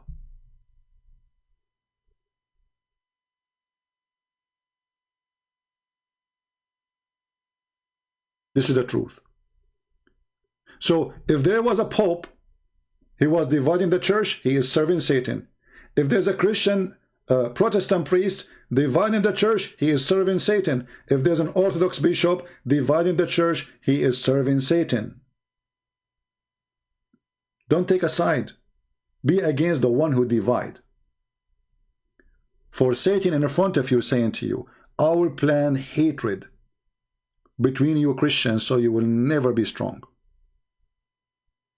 This is why Muslims, they hate my channel, because here they can't play games. They can't play the game the Catholic did, the Protestant did, the Orthodox did.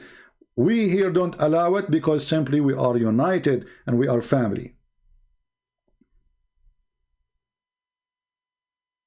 It's not you who decide who is a Christian, it is the Lord. The Lord, He says, whoever believe in me and I will live. Believe in Him as what? As a Son of God. Even if they have some wrong beliefs, still they are Christians. Let's say you might not agree with them about having pictures or statues, but still they believe in Jesus, that He is their God. They know that statues is a statues. They know that the picture is a picture. They don't believe that the picture is God. When somebody says to you, the Catholic, they pray for dead people, that's a lie, my friend. The Catholic, the same as the Protestant, the same as the Orthodox, believe that when Jesus resurrected, thousands and thousands of saints resurrected with Him. So saints, according to the Bible, were resurrected. So how you claim they are dead?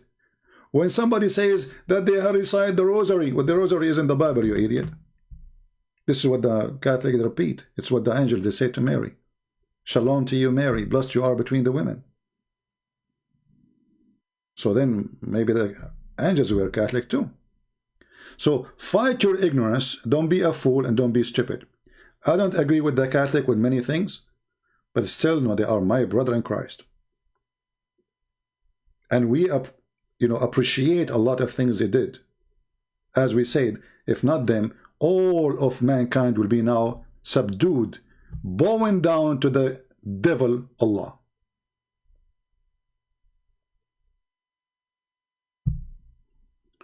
Do we have any Muhammadan?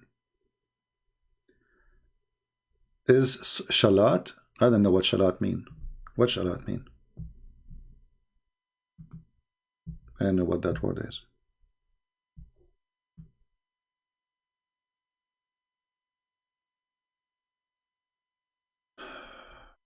Okay.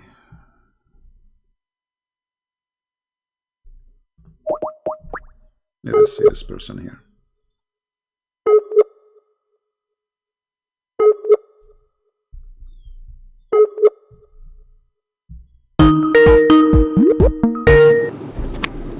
Hello? Hello? Yes, my friend, you are live on air. Hello. Christian Prince, are you there? Yes, I hear you. Sure. Are you there, Christian Prince? Yes, my friend, you are live on air. What do you want to say to okay, us? sorry. Yeah, sorry about that. I was connecting my Bluetooth. I'm an American Muslim, and I recently converted to Islam, and I've been watching your videos on YouTube. And well, at first I got angry with you over some of the things you were saying. I've been looking into some of the things, and I think I've made a bad decision.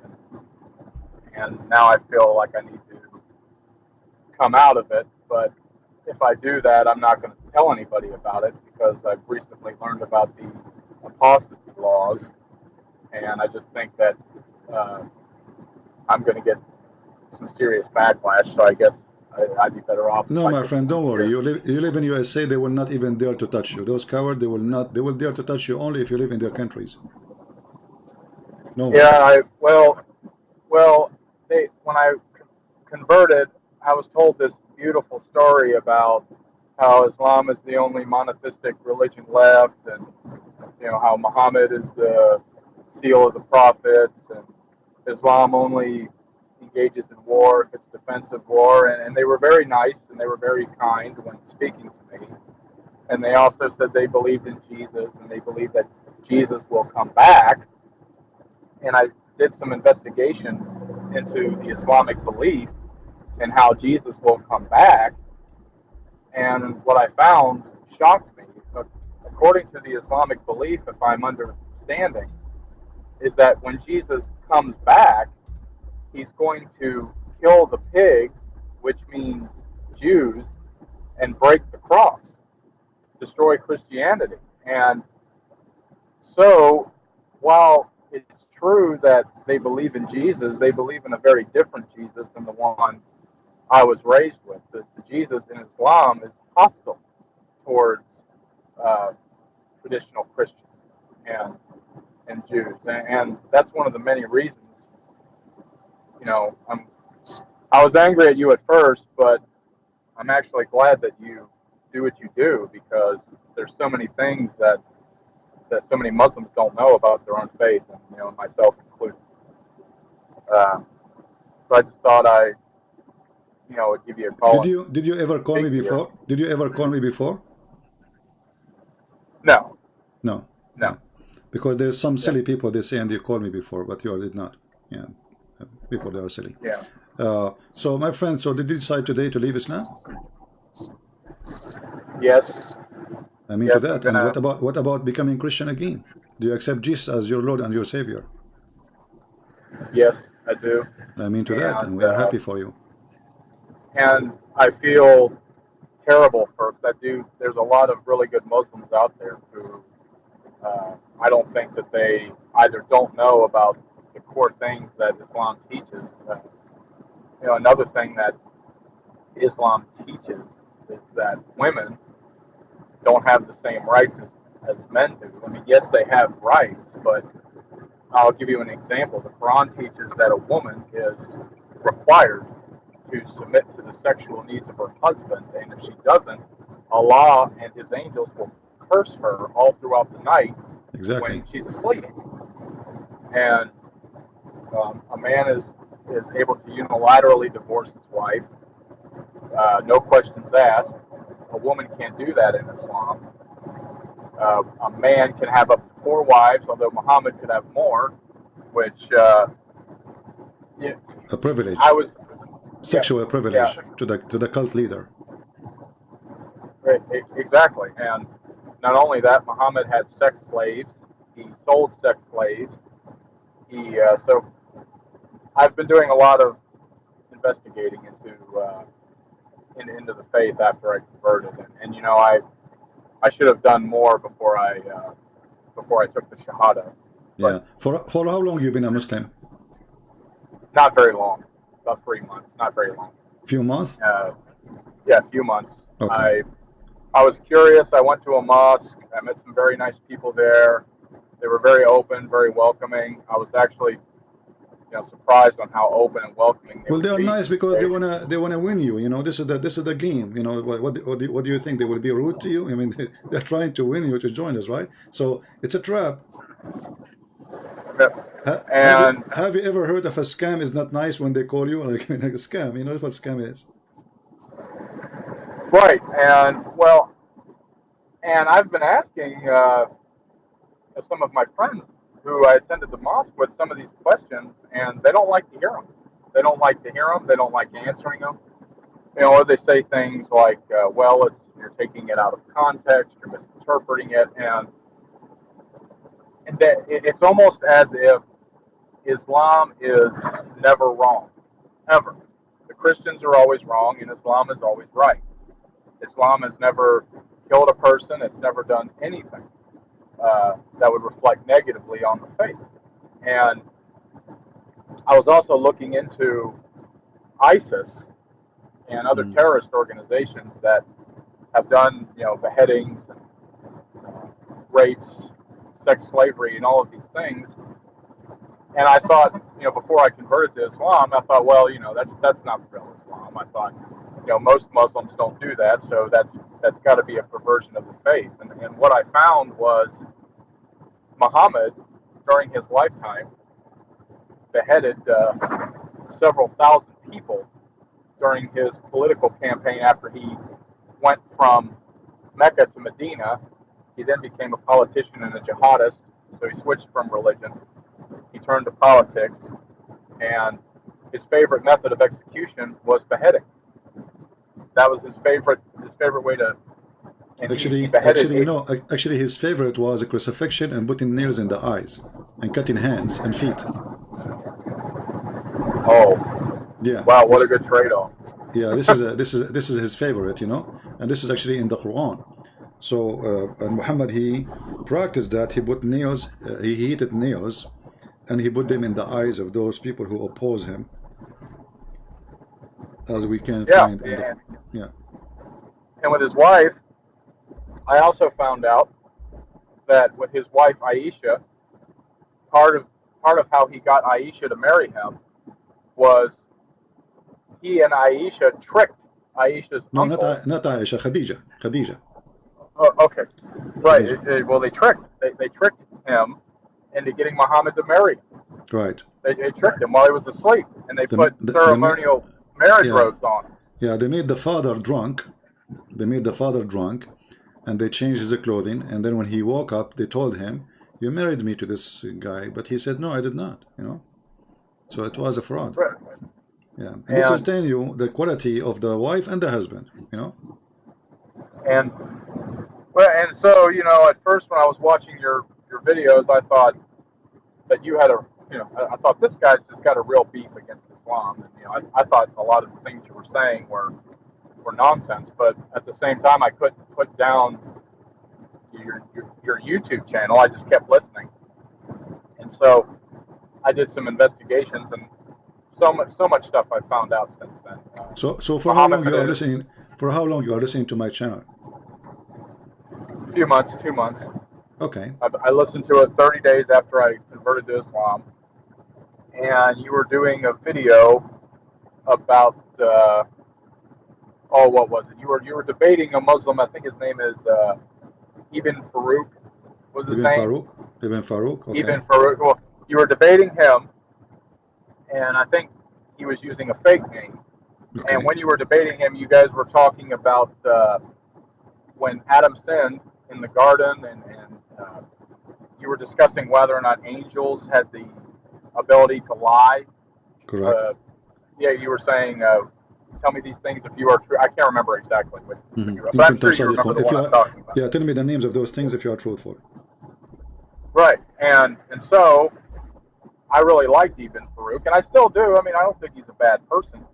And so I looked into... He's a liar. Well, how he can be a good person? He's a liar. A person, he keep lying. He cannot be a good person. Right, well, I think a lot of them do, and that's another thing that Islam. So a good person, he don't make religion as a business of lying, because supposedly you are following God, and the one who is religious is the last one to lie, right? So when the one who is religious is lying, so what kind of religion this religion is? Right, and another thing, because I was a Christian before I converted to Islam, And what's really alarming to me is when I look at the Quran and the things written in the Quran, and then I look at what the book of Revelation teaches about the end times, about how people who worship the image of the beast, which I now firmly believe is the Kaaba in Mecca, is the image of Allah, which Muslims refer to as Yamin Allah, the right hand of Allah. I believe what the book of Revelation is talking about is it's an image in the desert that that the majority of the world would covet shortly before the return of Jesus. And it talks about how Christians will be beheaded in the last days, how there'll be massive persecution. And another thing, what most people don't understand about Muhammad was after he died, his caliphs, Abu Bakr, followed by Umar, followed by Uthman, they conquered a quarter of the world's population in a span of, I think it was 40 or 50 years. They conquered most of North Africa, the Middle East. It used to be Christian before Islam came out of Arabia. But as soon as Islam came into the world and the caliphs came into the world, they immediately began attacking their neighbors to the north, south, east, and west in all directions, and it's still going on to this day. So when people get upset when they say that ISIS is not the true Islam, I can tell you right now that as somebody who, at least until most recently was a Muslim, even for a short period of time, ISIS is practicing the Sunnah. They are practicing the core teachings of Islam. 50 years after Islam was born, over 90,000 churches were destroyed all throughout the Middle East, going towards Persia, and all throughout North Africa. So, when somebody says to you, ISIS is not Islam, you should say to him, name for me one thing ISIS did Muhammad did not do. Just name one. Right. He did all of it. The sex slaves, Muhammad had sex slaves, he sold sex slaves.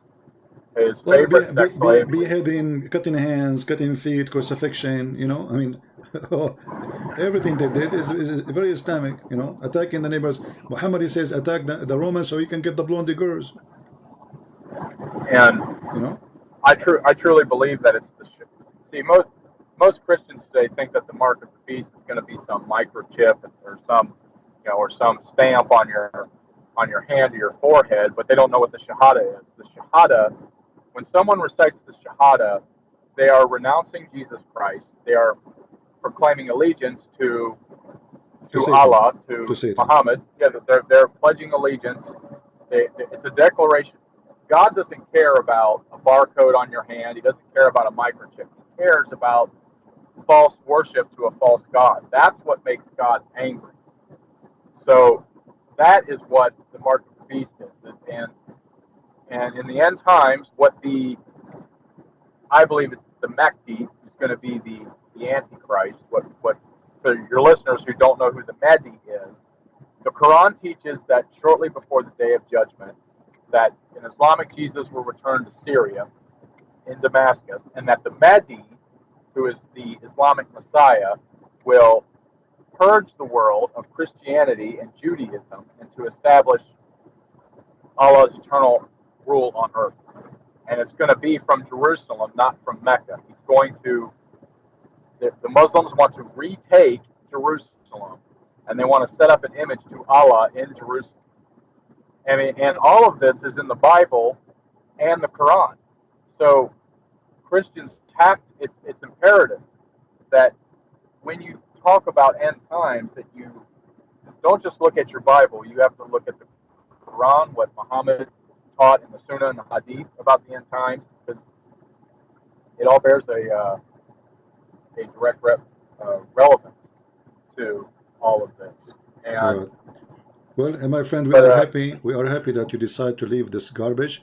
And if you know any of your friends, you met them during the time you became a Muslim in the mosque, and they were a Christian, they converted to Islam, let them watch my videos and ask them to be free to call me if they are still not convinced to leave Islam.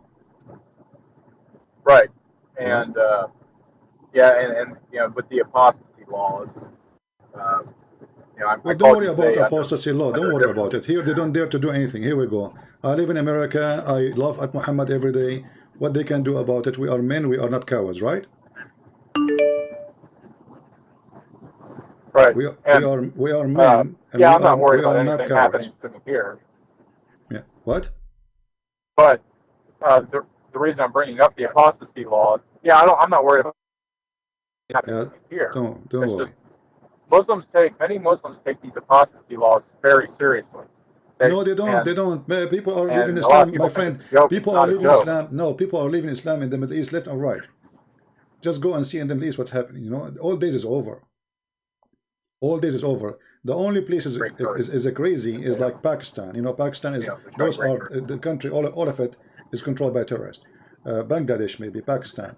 But if you go in the Middle East, if you go to many countries in the Middle East, you will see many even changing their names from Muhammad to George or whatever, you know. So all days is really over.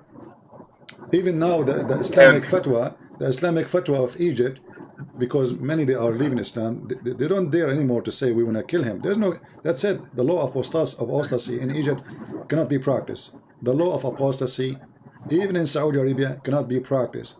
They have now music, they have theater, they have a party. Even now the Saudi prince established a bikini beach. So all days is over, and I assure you soon the Saudi crown prince of Saudi Arabia will allow Christians to build the churches because they are trying to fix this country which Muhammad damaged it. So there's a big revolution in the Middle East right now, and the Middle East is a change. Just last week the government of Emirat, they changed the holiday or every weekend from the normal Friday to be Saturday and Sunday. So from now on, Muslim in United Arab Emirates, they have their weekend as us, Saturday and Sunday, which is following the Bible. Right, and for your listeners too, another thing, when people first convert to Islam, they really just, like, I was born in the United States, I'm an American, I was born and raised as a Christian. When you convert to Islam, they're really obsessed with micromanaging everything you do, how you dress, how you speak, what you're allowed to say, what you're not allowed to say. Everything is haram.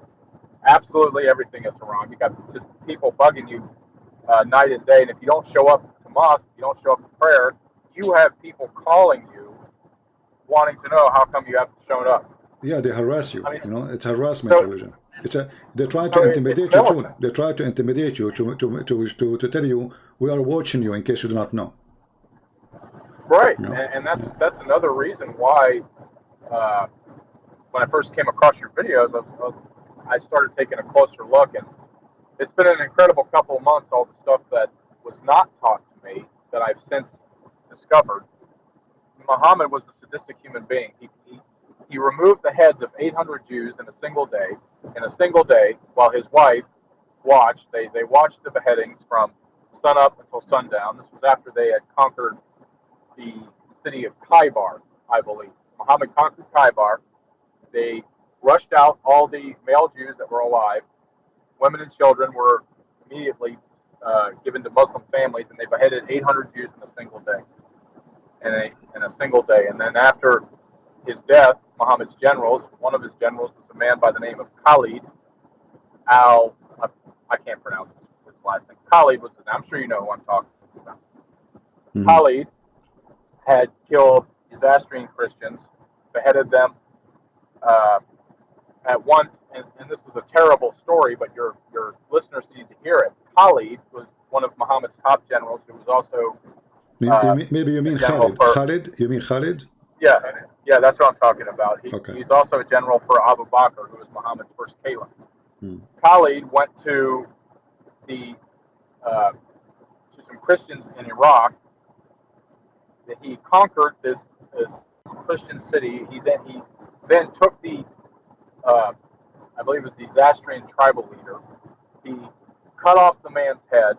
He takes the man's head and he drains the blood into the soil of the ground below him, and then raped the man's wife in the bloody soil.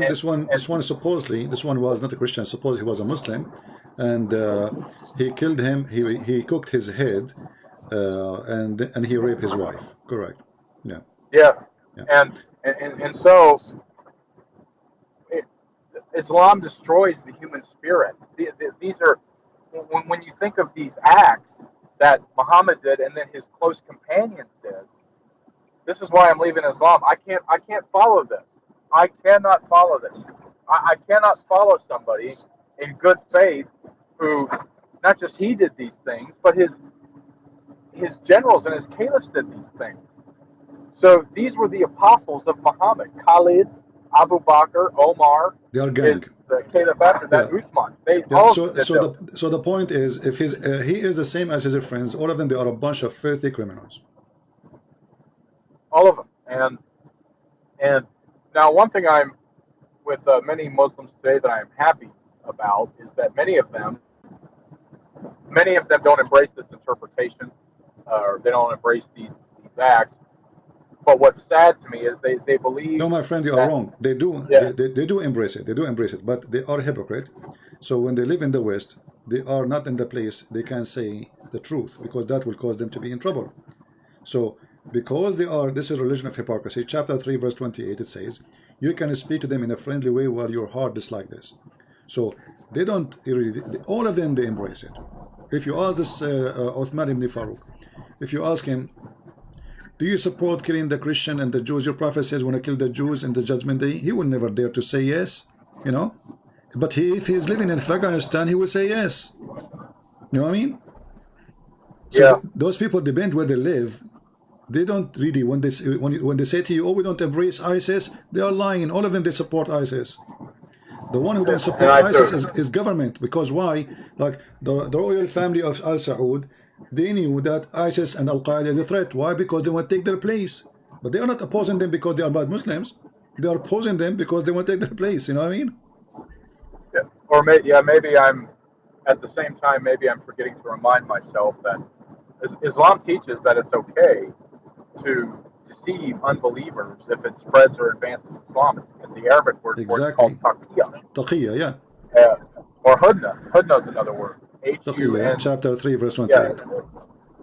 Yeah, so it could be perhaps that, and it's hard to tell. You know, maybe they're just deceiving me because, you know, especially with new Muslims, people who just convert to Islam, you know, they don't know anything about Islam. It's really easy to deceive them, or to maybe paint a picture of Islam that is not the real Islam. So I pray that a lot of Muslims will leave Islam. You know, Muhammad. It's my personal belief that this religion was started by Muhammad as a justification for political conquest. For money, for power. This is what Muhammad is about. He's a satanic man. He made a privilege just for his private part. He made a privilege just for his pocket. He made a privilege even for God, because he made himself his God on earth. So whatever the prophet says, you obey. So he became God on earth. So this guy, this madman, he is perverted, he is sick, he is filthy, he is a criminal, and he used God in order to conquer. At the same time, he said, there's 5 names given to me. One of them is Al-Mahi, which means the eraser, and I will erase Christianity and Judaism. So Muhammad, he made it clear. I have a purpose. I am the evil Muhammad. I'm going to erase everything good in this earth. I will erase the Messiah. I will erase the angels. I will erase God, and I will place myself instead, and I will make this earth is a land of a bloodshed. And he said, I've been commanded to kill all mankind until they say there's no God but Allah and Muhammad, except the Muslims. So if you are a person who bow down to the devil, Muhammad will not kill you. If you don't bow down to the devil Muhammad, he will kill you. And this is a clear sign of a filthy man. He's a scumbag. My friend, I want to say thank you for calling us. We cannot keep you for longer, but I'm glad that you decided to leave Islam. And I hope maybe in the future you can call us to share more stories of your experience. But today, by the way, your voice was very low. Maybe next time is going to be better. Oh, yeah, sorry, I have my Bluetooth then. I apologize. Thank you, Christian friends. Have a wonderful day. It's all right. Take care. Bye-bye. So here, actually, I would like to hear this gentleman again calling us, because we want to learn from him and those who left Islam how the Muslims even got to their head. So I hope in the future he can call me, and I'm telling him from now he can call me. So Christians can learn how the trick work, how they got into your head how they fool you, how they lie to you. And you know, all of us, we do make mistakes. But remember, mistakes about God is pricey mistakes.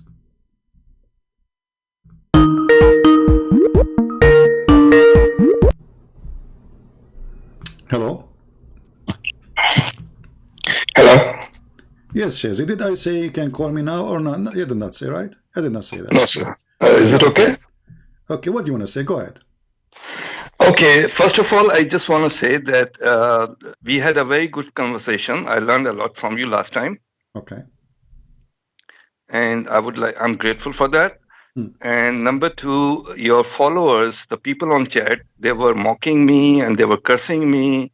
And that's not the right, I believe that's not the right teaching of Christ. Yeah, exactly.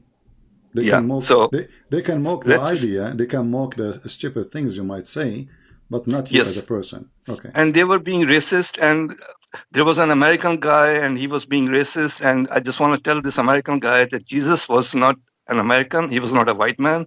My friend, anyone he is racist, he has nothing to do with a Christian. Maybe he's a Muslim, because there's many Muslims, they come to my chat. No, he was taking your side, and he was doesn't matter. Saying, there's Muslims, they come here and there's Muslims, they come here and they play to be even. Okay. They use even the name of Sam Shamoun or the name of David Wood or the name, etc. So don't be afraid. Anyway, the one who did that, is Muslim. That being said, are you against racism? Are you against racism? Yes, sir. So how come you are not against Islam? That being said, you were asking me to mention you something about Christianity.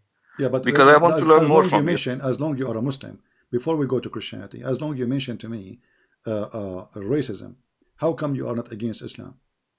Let's talk about Christianity, and I'll answer all your questions, because last time we will talk about Christianity, no problem. If you are against racism, are you against Muhammad being racist, or you support are you not talking about Christianity? Because we will talk about Christianity. Are you ashamed of talking about Christianity? I'm talking about it. You will give me the verse from the Bible. We'll read it, no problem. But I'm asking you now. If you I will talk to you about racism both in Christianity and Islam. Okay, so let us start with Islam. Okay, are you against racism in Islam? I am very much against racism in Islam, in Christianity, in all the religions. But let me begin with Christianity, because that's where we left last time. Okay, go ahead. Give me a chance. Thank you. Go. So tell me, how can someone sell his daughter for slavery? Is that what kind of religion is that? You see, when people they mock you in the chat, I don't blame them because this is stupid. What does this have to do with racism? Exodus 21. What does this have to do with racism? No, I'm talking about Christianity. I'm talking about Christianity. Now you said you want to show me racism in Christianity, and no, you wanna pick and choose what you wanna say. Okay, no, you said racism. So let me. Because are you ashamed of this? Are you ashamed what is in the Bible? No, we're not ashamed. We're never ashamed. This is why. So answer me then. You see, if we are ashamed, we will not keep it there. How can you sell your daughter to slavery? I will tell you how. Just don't be stupid. This is about selling the service for your daughter or even yourself. The Hebrew. They are ground rules. Exodus 21. Shut up. Let me answer you. A Hebrew person, he can sell his service to be a slave for 7 years. No, it doesn't say that. Exodus 21. Put it on the screen. 21 verse 7 to 11. Father can sell his daughter to slavery. You are stupid and you are not truthful then. Let me ask you. If I make a challenge to you and I show you the proof that a Hebrew person can be a slave, he can give his service up to 7 years maximum. I'm not talking about the same chapter. I'm not talking about the same chapter. I'm talking about Exodus 21. This is a book. Verse 7 through 11. This is not up to you. So they gave their service. When you say they sell, they are saying. I'm talking about the Bible. It's in your Bible. I'm talking about the Bible too. I don't want to scream and lose my voice. Who cares about same chapter or not? This is a book. This is not a chapter. This is the law of the Jews. So when we say the law of the Jews, they have a law. You don't take one phrase and you say, I don't want to follow the other law. There's no contradiction in the law.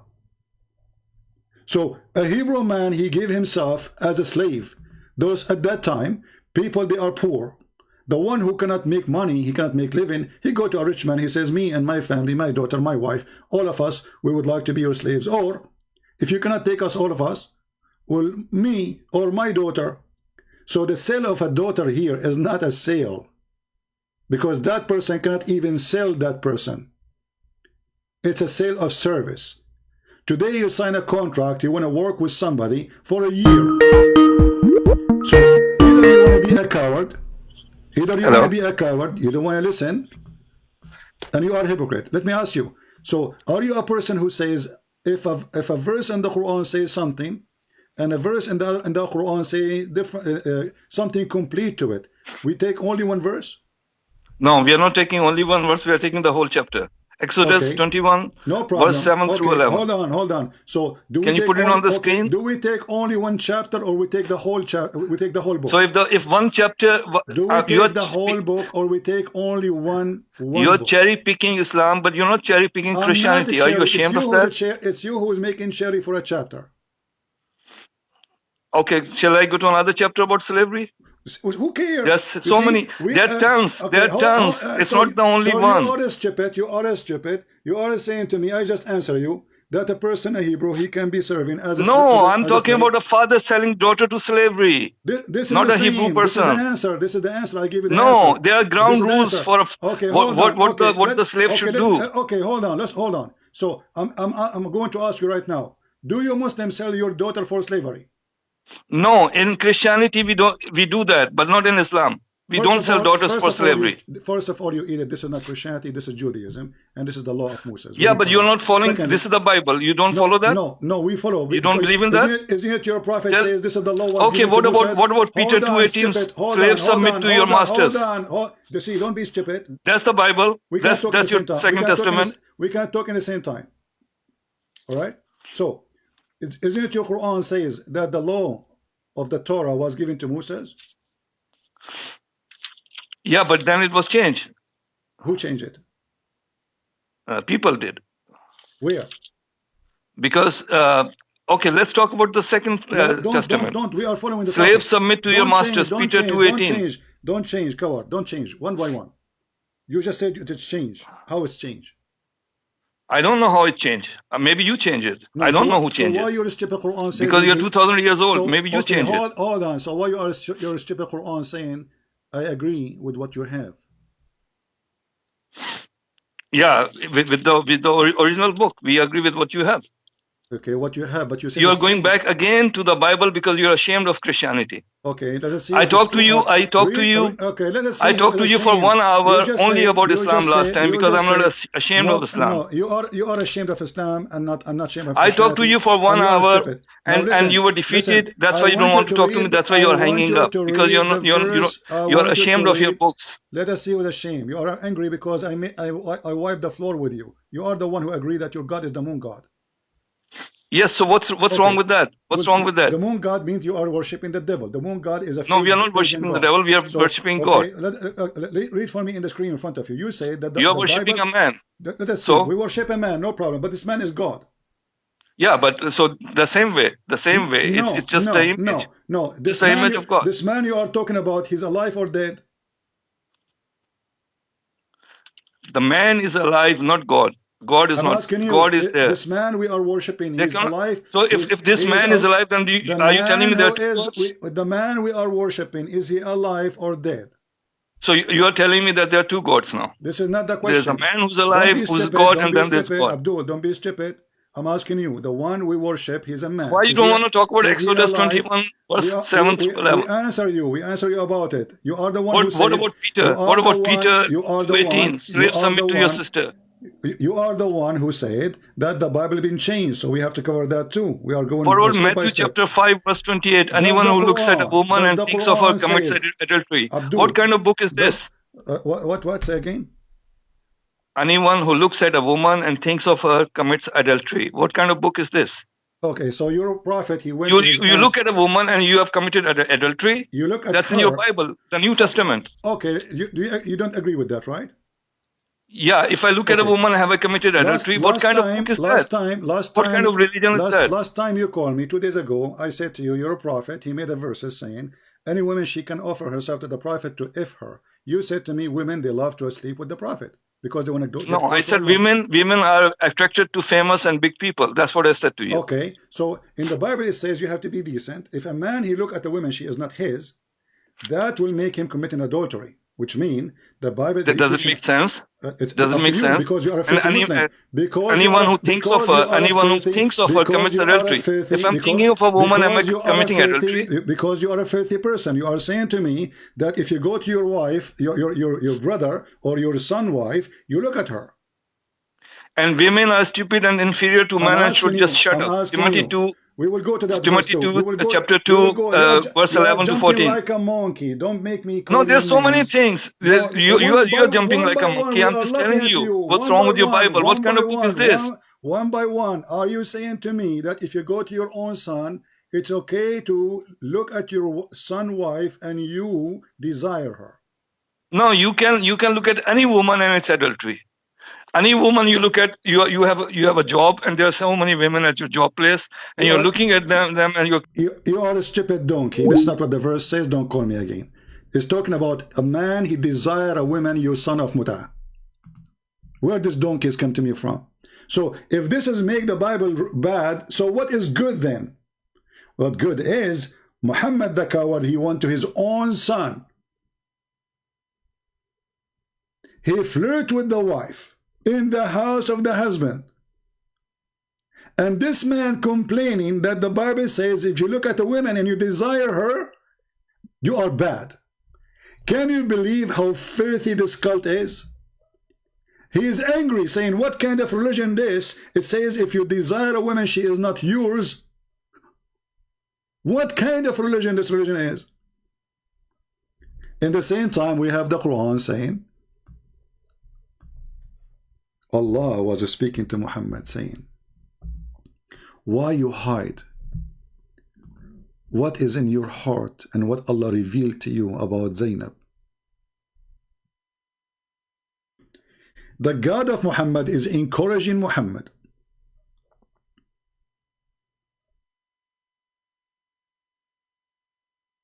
to have a desire to a married woman while she is married. And the story here represents to us, after Muhammad, he went to the house of his own son, and he flirted with the wife when she was in the house of the husband. She's not divorced, she's not separated. And the husband, he came back home. The wife, she told him, by the way, your father was here, and he said to me, praise be to Allah, the one who flipped my heart for you. And he saw her naked. The husband, the hadith says, فَفَطِنَ زَيْد. So Zayd, he noticed. Fatin, which means like not only notice, like he got it, you know. So he went to his father and he said to him, Father, this woman, she hurt me. She's saying she is very proud. She is a bad woman. She always speaks to me from above. I want to divorce her. Look at the filthy Muhammad. He says to him, oh, no, don't divorce her. Like, come on. I mean, the filthy guy a second ago was in the house of the husband, flirting with the wife, and when the husband came to him, saying after he heard that his wife already cheating with his father, and he knew that this father will kill him, he's a monster, he's a beast. This father said to him, son, why you want to divorce her? Huh? Why you want to do that? Why you say? I look at the translation here, free the slaves, and you know, why you want to divorce her?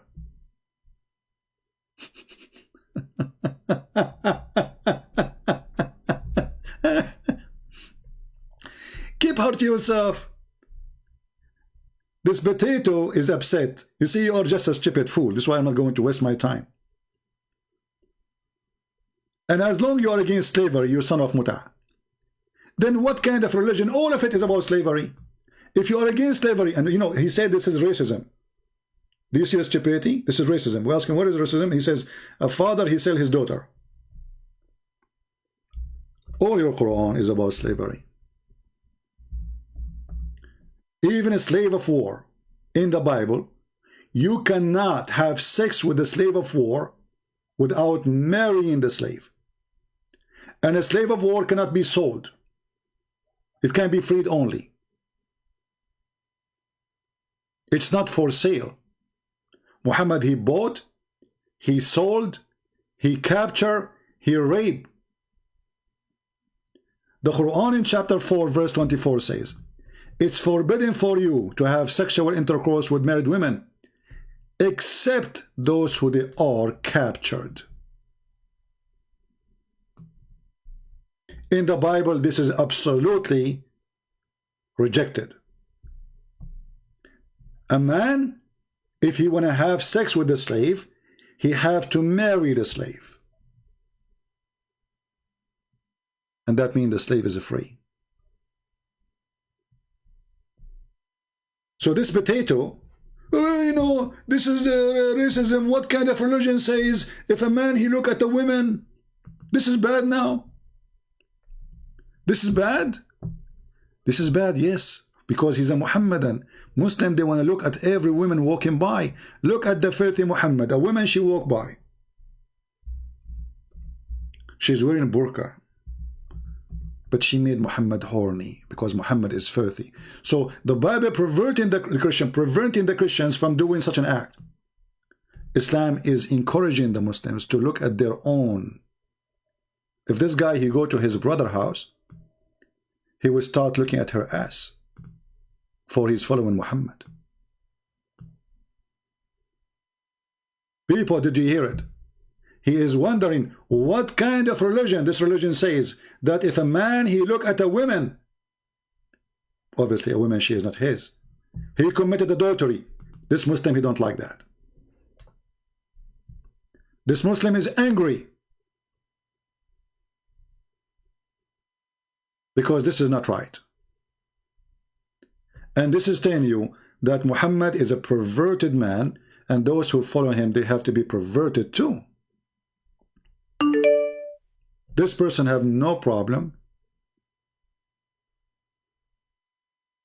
to look at his own daughter, maybe. Actually, do you know that you can have sex with your daughter in Islam? This Christian prince is lying. There's in the Quran, there's a verse says you cannot have sex with your daughter. No. The Quran says you cannot have sex with your daughter from marriage. But if you have a daughter out of marriage, you can have sex with her.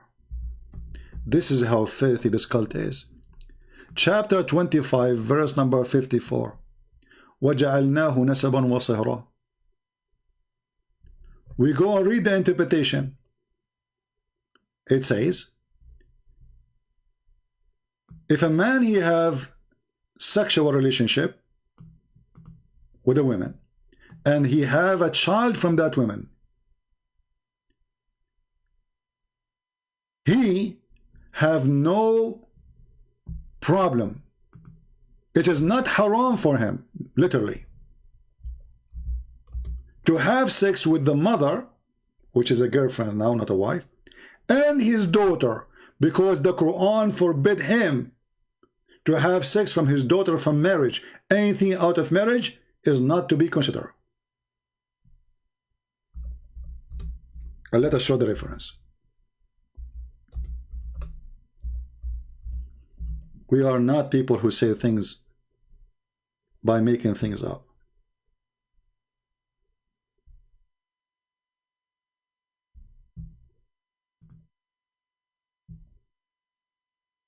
Let us open the interpretation, and you will see in a second how filthy this cult is.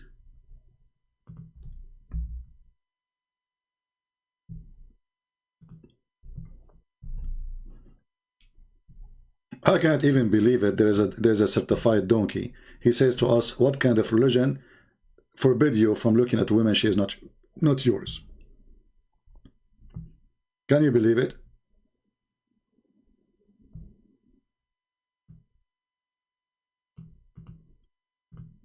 I opened the website of Saudi Arabia. Is not working. Let us try their website. The website open, but it doesn't show it. It shows the inside of the link. Okay, let's open this one here.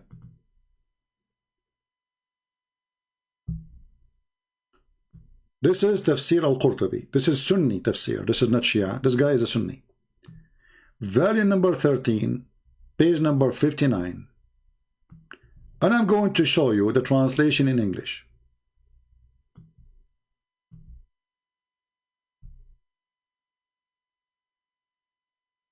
Anyone who speaks Arabic can read with me. And if you are a person who speaks Arabic, call me please, and you are a Muslim. I would love to hear you translating. It says here, النسب عبارة عن خلط الماء بين الذكر والأنثى على وجه الشرع فإن كان بمعصية كان خلقا مطلقا ولم يكن نسبا محققا ولذلك لم يدخل تحت قول حرمت عليكم أمهاتكم وبناتكم بنته من الزنا لأنها ليست ببنت له في أصح القولين لعلمائنا وأصح القولين في الدين وإذا لم يكن نسبا شرعا فلا صهر شرعا فلا يحرم الزنا ببنت أم ولا أم بنت وما يحرم من الحلال لا يحرم من الحرام. Translation. We will use Prophet Google translation. Are you watching, Abdul? It's not forbidden for you. According to the Sharia, lineage is only by marriage. So if there is no marriage, according to Sharia, adultery is not forbidden with the daughter or the mother. Because what is forbidden is not forbidden no more. Why? Because Allah approved only relationship by marriage, which means if you have a daughter, she is not a daughter from a marriage, you can if that daughter.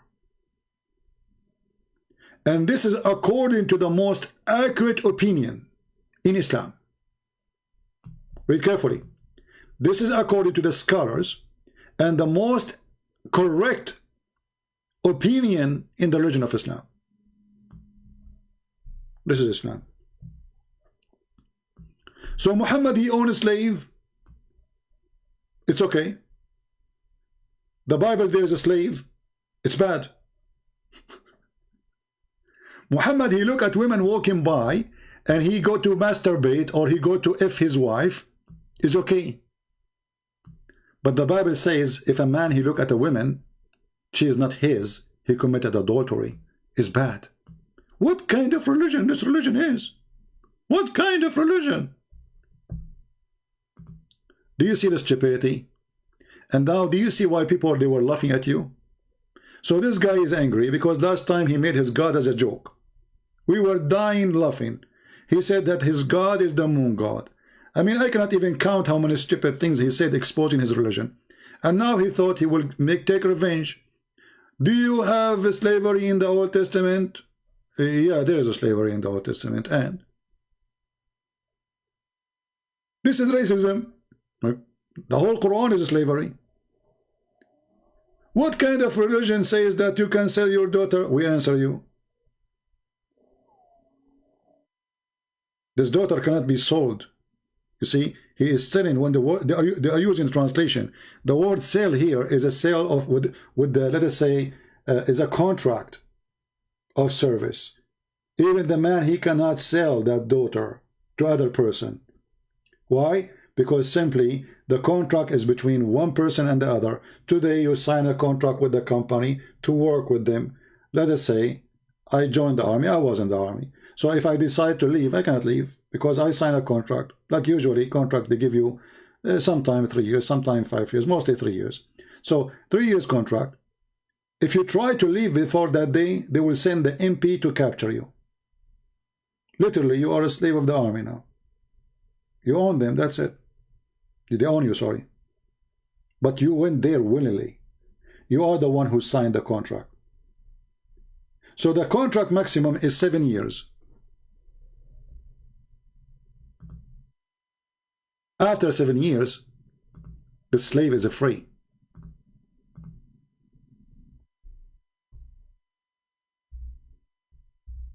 He is not a slave forever. A slave because he is poor. He is desperate to find a job. There's no company at that time, you go work, come back to me. Those people, they want people to be there 24 hours. All what they have is either farming or animals.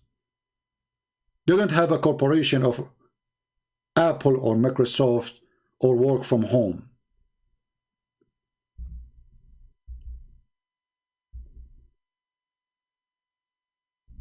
speaking to the fool is a struggle. And the fool, he decide, looking at the women, she is not yours, is bad.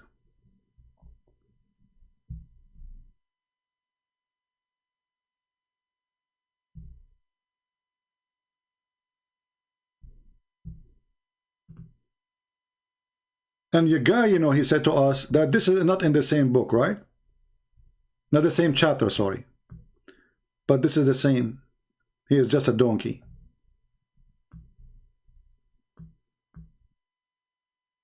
This is Exodus 21:2. If you buy a Hebrew servant, you see it says a servant. Do you know why it says the word servant in translation, some translation? Because it simply present that the slave is a servant. So 6 years, when he entered the 7, he have to be released. So the maximum is 6 years and 1 day in the 7. So by the 7th year, he's out.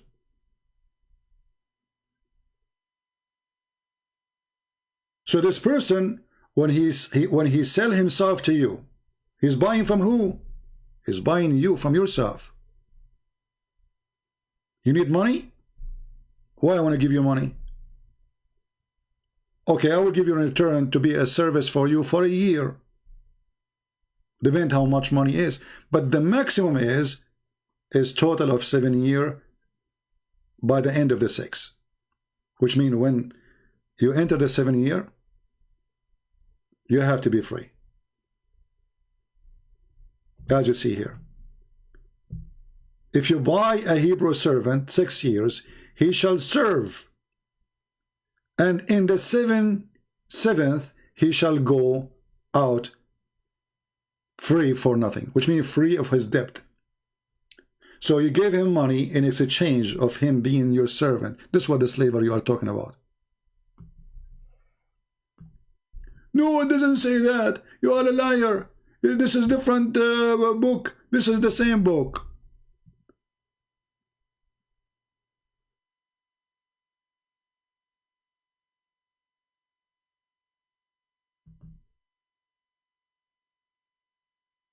Do you see how they are angry with foolishness?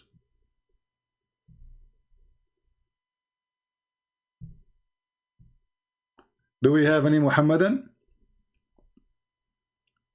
But anyway, this guy was a priceless for us, and this is why he get angry, because people, they start laughing at what he said. His God is the moon god, and he said to me, what's wrong with that? What's wrong with his God is the moon god?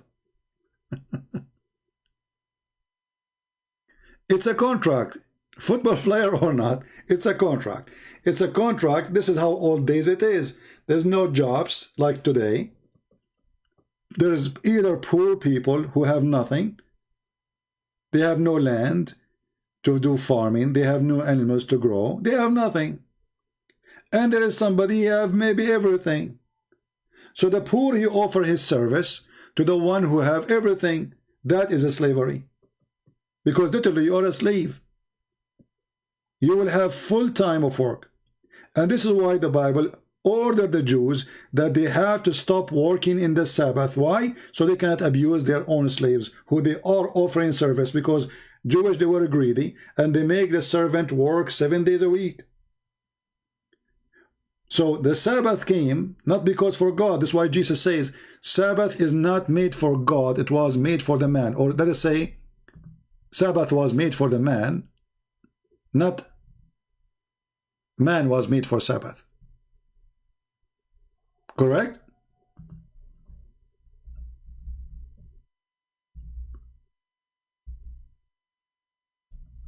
Let us pull the verse. The Sabbath, which is made for the man, God do not need a Sabbath. God do not need a Sabbath. It was made for your benefit. And here you see how Jesus He was always amazing with his wisdom. The Jews, they worship the Sabbath, but they forgot that Sabbath was made for the man. It's not made for God. What God will do with your Sabbath?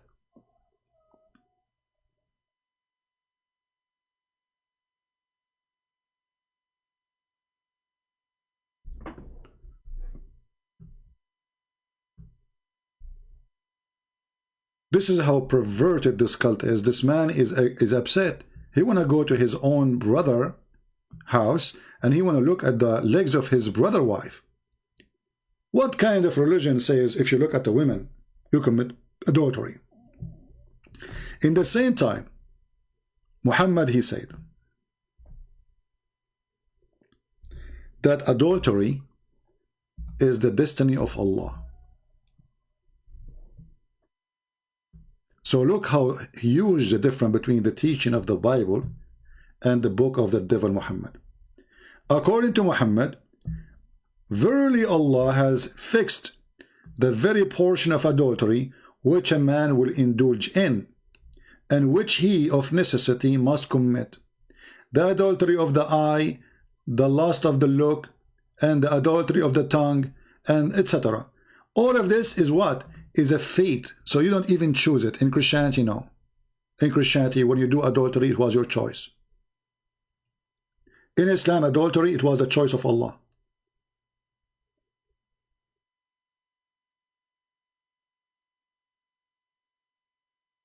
Do you see it, people? In Christianity, if you look at a woman, she is not yours, you are committing adultery. This is how tough Christianity is. In Islam, you know, even the Quran says, "Illa al-lamam." Look at this. Illa al-lamam. What is al-lamam?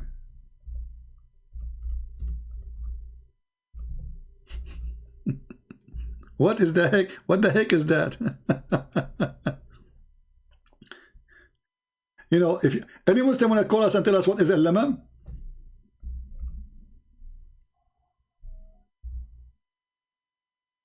Any Abdul? I bet you 99% of them, they don't know what I'm talking about.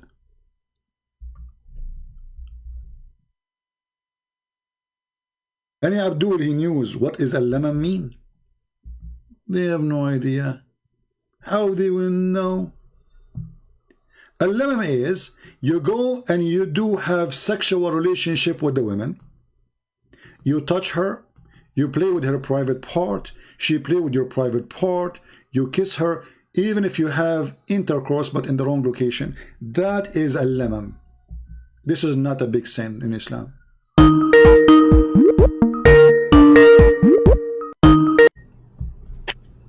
Let us see this person. Hello? Yeah, hello. Yes, my friend. Are you a Muslim? Hello, this Christian Prince. Yes. Yeah, literally, I'm still a Muslim, but you know what? Don't tell anybody. I want to get out.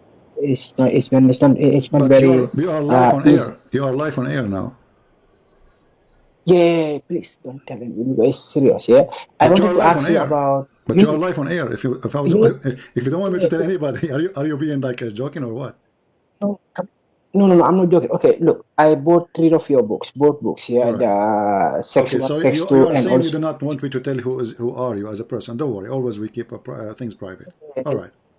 Yeah, please. But I'm from West Africa originally. I'm currently living in Germany. Okay, I am an asylum seeker in Germany. Okay, you know how it works through this migration stuff, and there's nothing wrong about it. But I'm telling you. Okay, now I wanted to ask you about. Do you know anything about this group, this domination called Malikis? Because this is where this is exactly the type of Islam my family is practicing. Okay, Yeah. and just last week I got into a very big fight, virtually argumentation, over the phone. Okay, so I wanted to. Did you know, Christian Prince, the real truth about circumcision? You know, like women, they should be circumcised because if not, they will be very unruly and they will be fighting for over men. You know, so I heard a lot about this, but it's a big topic in West Africa right now.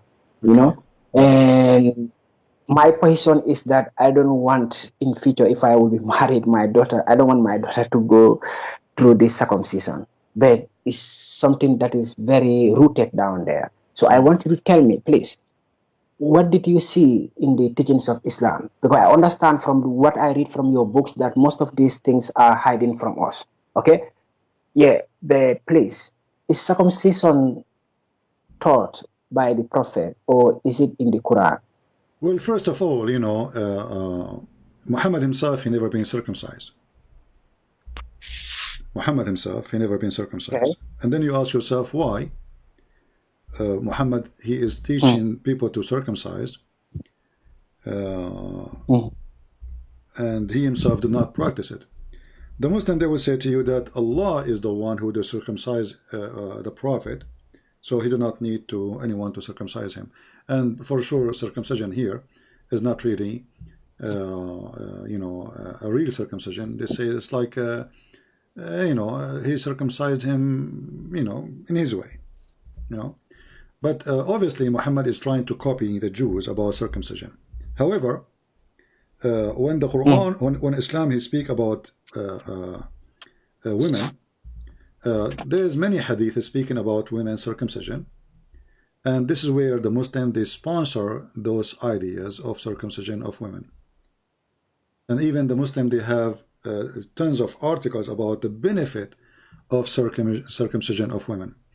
Exactly. Yeah. So yeah. if we go in the hadith, yeah, let us go in the hadith here. Okay.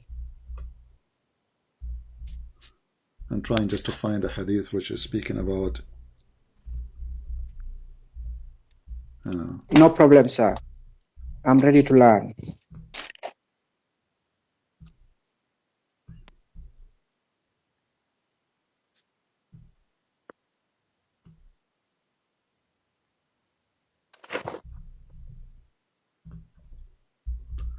Let us see if we can find this one in English. There we go. Okay. So this is a hadith about Muhammad, about Muslim women. They are practicing the circumcision for women, and then they were cutting too severely. You know, they are really, you know, hurting those girls badly. So Muhammad, obviously, this is causing bad bleeding and etc. So Muhammad, he is the one who told them to do circumcision. So he said to that women, don't, you know, like hurt badly. Don't be extreme in the cutting. But this is where Muslims, they take it that it's okay to cut and we have to do circumcision for women. And this hadith here is a sahih, as you see. Wow. So if there is a big scholar right now in West Africa, specifically in the Senegambia region, I still don't want to tell you where I come from, but Senegambia region might give you an idea, okay? And this guy studied from Egypt or somewhere very close to that area, but he recently sided with campaigners from the West, okay, who are trying to outlaw, okay, this female genital mutilation. And this scholar also says that the practice of female genital mutilation is un-Islamic. It's nowhere in the Quran.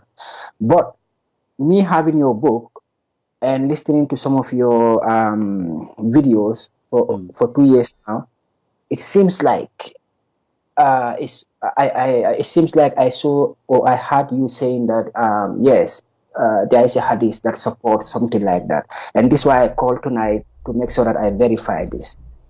Yeah. Well, this is not the only bad thing here, but the question is, you know, there's many hadiths speaking about this. As an example, that the khitan or circumcision for women supposedly is to control the sexual desire of the women, so she will not feel horny. And this is mean that only Muslim man, he can enjoy sex, and Muslim women, she should not enjoy sex. And actually, this is why you will see that the wife of Muhammad, she's obviously being circumcised, and she never have orgasm. So if we go and we read here, you will see that the wife of Muhammad, her name is Salama. Okay. She said, do women even have this charge? Do the women even have this charge? And here you ask yourself, why this woman, she don't know what is this charge? And she is the wife of Muhammad, you know? Why she never have this charge? This charge happened because the women, she got excited. And if she is not, either the man, he cannot do it. He's not making her excited. She hate him maybe. Or the woman, she is circumcised. But we have in front of us, the wife of Muhammad, she says, do even the women have this charge? So the wife of Muhammad witnessed that she is his wife and she never ever had orgasm. And this is also one of the Sahih hadiths. Oh, this is Sahih Bukhari in front of us. Here we go. Hadith 130. Yeah. Does a woman get a discharge? And there is a big question mark. Yes, let your right hand be indoors. Yeah. So if you ask yourself, the Muslims, the Muslims, they say Muhammad was so strong in bed. He, you know, he used to able even to go and do boom boom to all his wives, even his sex slaves, even in hour, which is the word sa in Arabic mean today hour, but today in the time of Muhammad mean like 15-20 minutes. So in 15 minutes, the guy was able to do 13 women, which is impossible. This is a, you know, fraud. But you notice here that the wife of Muhammad herself, she never had this charge. So what is the reason? Muslims can leave their comment and they can tell us, is that because Muhammad, he is not good in bed? Is it because Muhammad, he did not even have sex with them? Or because those women, they have circumcision? Yeah. Or maybe she was circumcised. And for me, I told my mom, hey, look, I don't want to marry any woman who is circumcised, okay? So I will go for these women who are not circumcised, okay, so that I can enjoy and they will be enjoying. And he said, no, this woman will leave you and you will never be a happy man in this marriage, you know, and I don't want you to come back to me crying, okay? So, yeah, but now that I noted this hadith, and I will take this hadith to this scholar again, okay? Because why you don't call the scholar, let him join us right now? Wow, this scholar is very big down there, man. And oh, I like him big. I will make him small. I promise you. Okay. Do you agree that, you know, if I can establish some contact between you and this scholar? Yeah, just invite him right now. Call him in Skype, or you can call him by your phone. Put him in the phone. It's up to you. No. We are not staying together. Okay. Yeah, but he speak, of course, Arabic, and you are an native Arabic scholar, of course. So you will be able to communicate. He can invite it. Do he speak English? I will have to find out. I'm sure that he speaks Arabic. Okay. So for English, I will first need to talk to this man, and after I will write you through text message, you know, that you know is me. And the second clarification that I want you to make is about this Maliki group. Okay. Yeah, because a student to this scholar also said, yeah, we in West Africa, we are into this Maliki school because it's the authentic version of Sunni Islam, okay? Yeah, and try to justify that because I raised an argument that, hey, because he said there was no compulsion in Islam. And when I was going to primary school back in the Senegambia region, one of our subjects is called SES, Social Studies. Okay, Social Studies. And in this Social Studies, we are taught how Islam came to our part of the world, okay, through jihad. It is even called Soninke Marabu Wars. So Soninke is our local language. It only means those pagans. Soninke mean pagans, okay, and marabouts mean these scholars who know about Islam. So Soninke, the wars between the pagans and the marabouts. And in the school, everybody in that area, you went to school, you have to go through this curriculum, okay. So I was like, hey, we all know when Islam came to our side, and our people were never before Muslims, okay? So they were converted forcefully, terribly. People were massacred, and the book follows. And even the griots are even singing that in folklore, in songs today. But he's like he's adamant that there is no compulsion in Islam, and he even came up with a verse. Okay, and because I have a lot of things that I'm doing, so I cannot even remember whether this verse is from Medina or from Mecca. From your books, I read it last year. There, you were countering this argument in your book. Okay, there is also a verse that says that that encourage Muslims to wage war. Okay, but this man is like, no, the verse that encourage Muslims to wage war, that is the first verse. But later the second verse came that says that Muslims should not wage war. There is no compulsion. Will you agree with that? Those verses are abrogated. You know, the chapter of the Tawbah, chapter of the Tawbah is one is almost the last chapter was given to Muhammad, and in that chapter it says, Bara'a. The first beginning, actually, the real name of this verse, this chapter is Bara'a. So Bara'a mean the Tawbah. This is the real name of the Tawbah. It's not really. It's not a Tawbah. It's called Bara'a, the real name. Even the Muslims agree this is the real name, you know. So in the chapter of At-Tawbah, Muhammad is a hypocrite. So when he was weak, you know, he said, okay, let's sign a peace agreement because simply we are weak. But when we are not weak no more, we are going to kill them all. So if we go in chapter of At-Tawbah, and I will put for you the screen, verse number 1. You see in the translation it says freedom from all obligations is declared from Allah and His Messenger. So he washed his hand from all agreement and all what he said before about signing peace with those who don't accept him as a prophet. So go and attack in the coming 4 months and slaughter them all. All right? So the Muslims themselves, they agree that there is something called abrogation and abrogated verses. So the verses about, you know, there is no compulsion in religion, this is abrogated by the chapter of the sword, which is a chapter of At-Tawbah. All right? Yeah.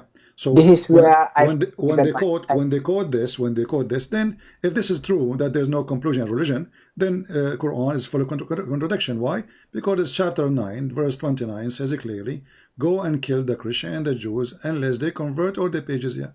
So if there's no conclusion in religion, you know, then this verse is a fraud then, because they can't be both right?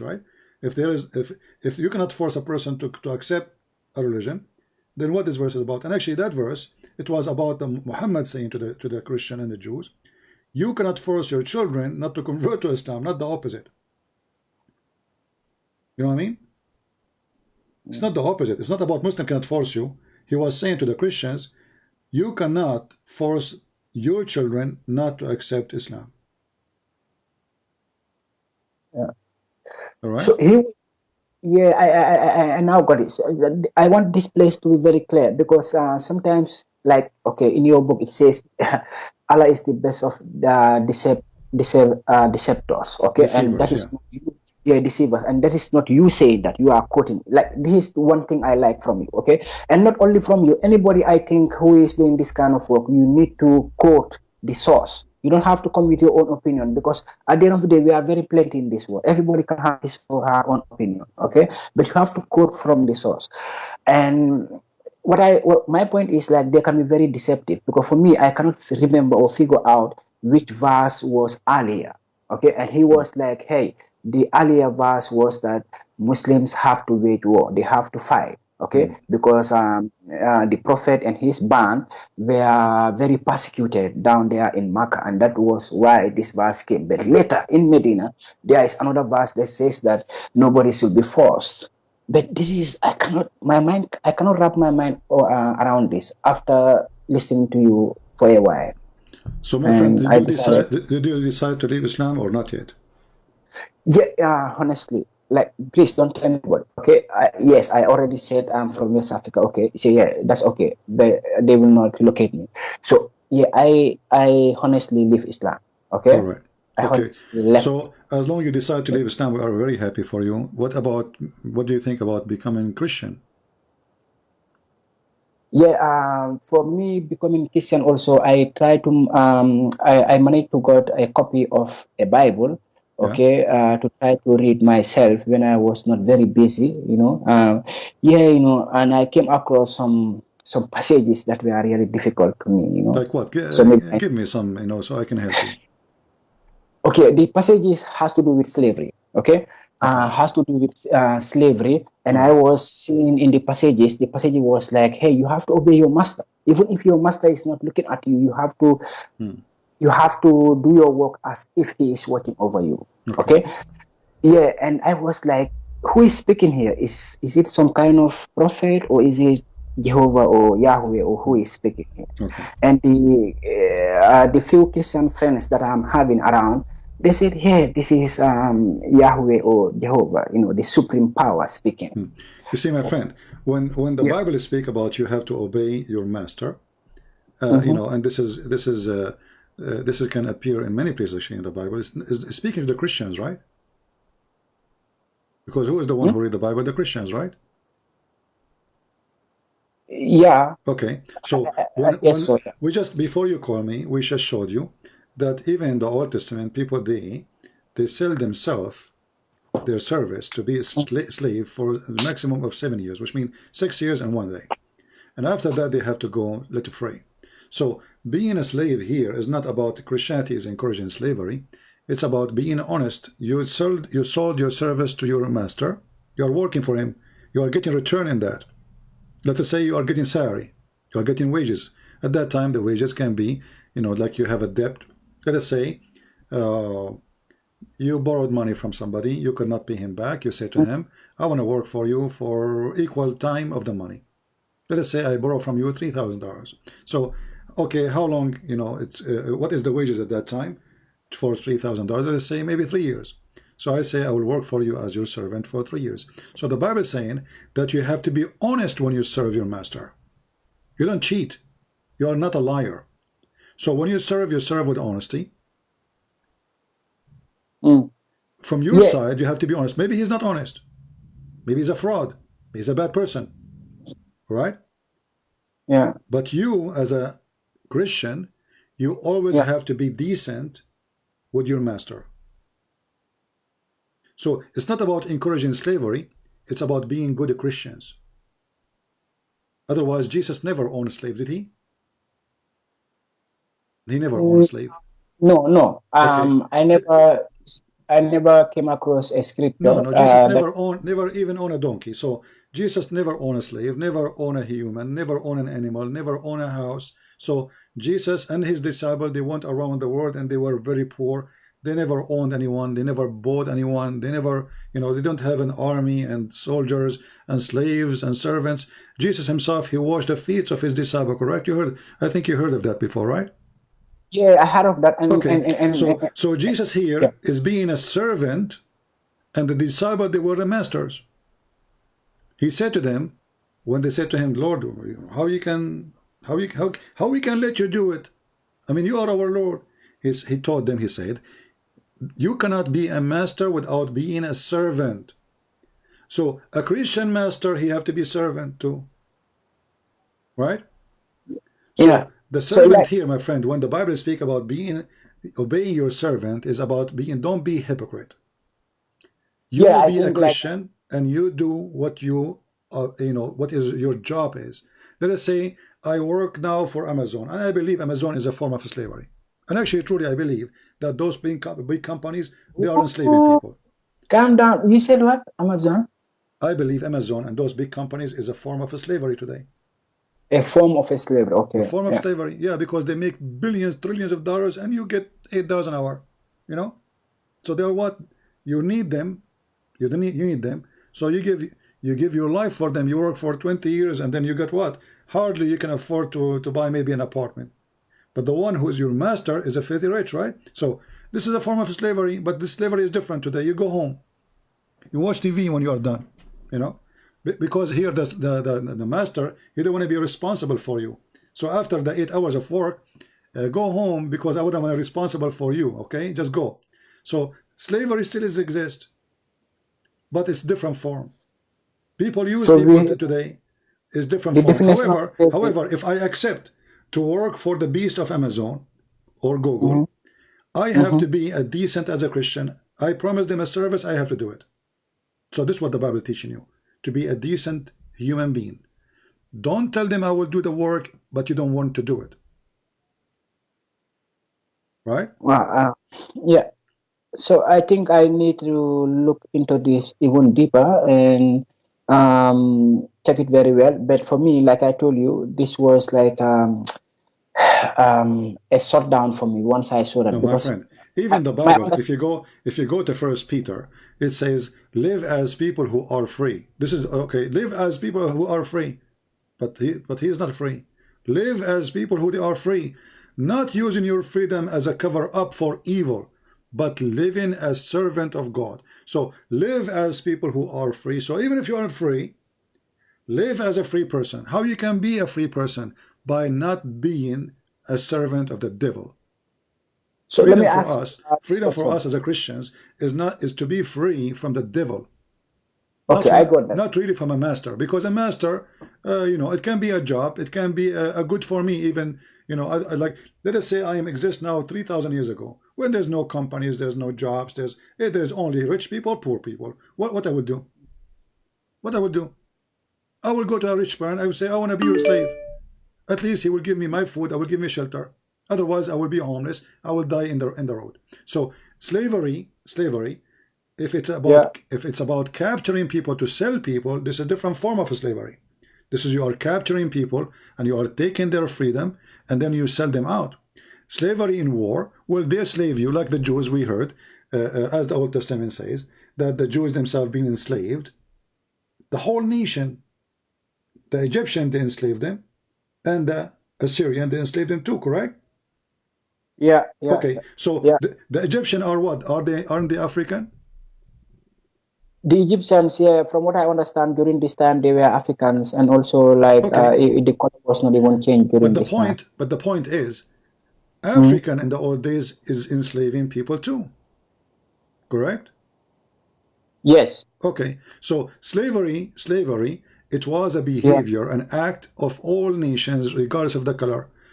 Black enslave white, black enslave black, white enslave white, white enslave black. So enslave Asian, enslave Asian. I mean, slavery is all over.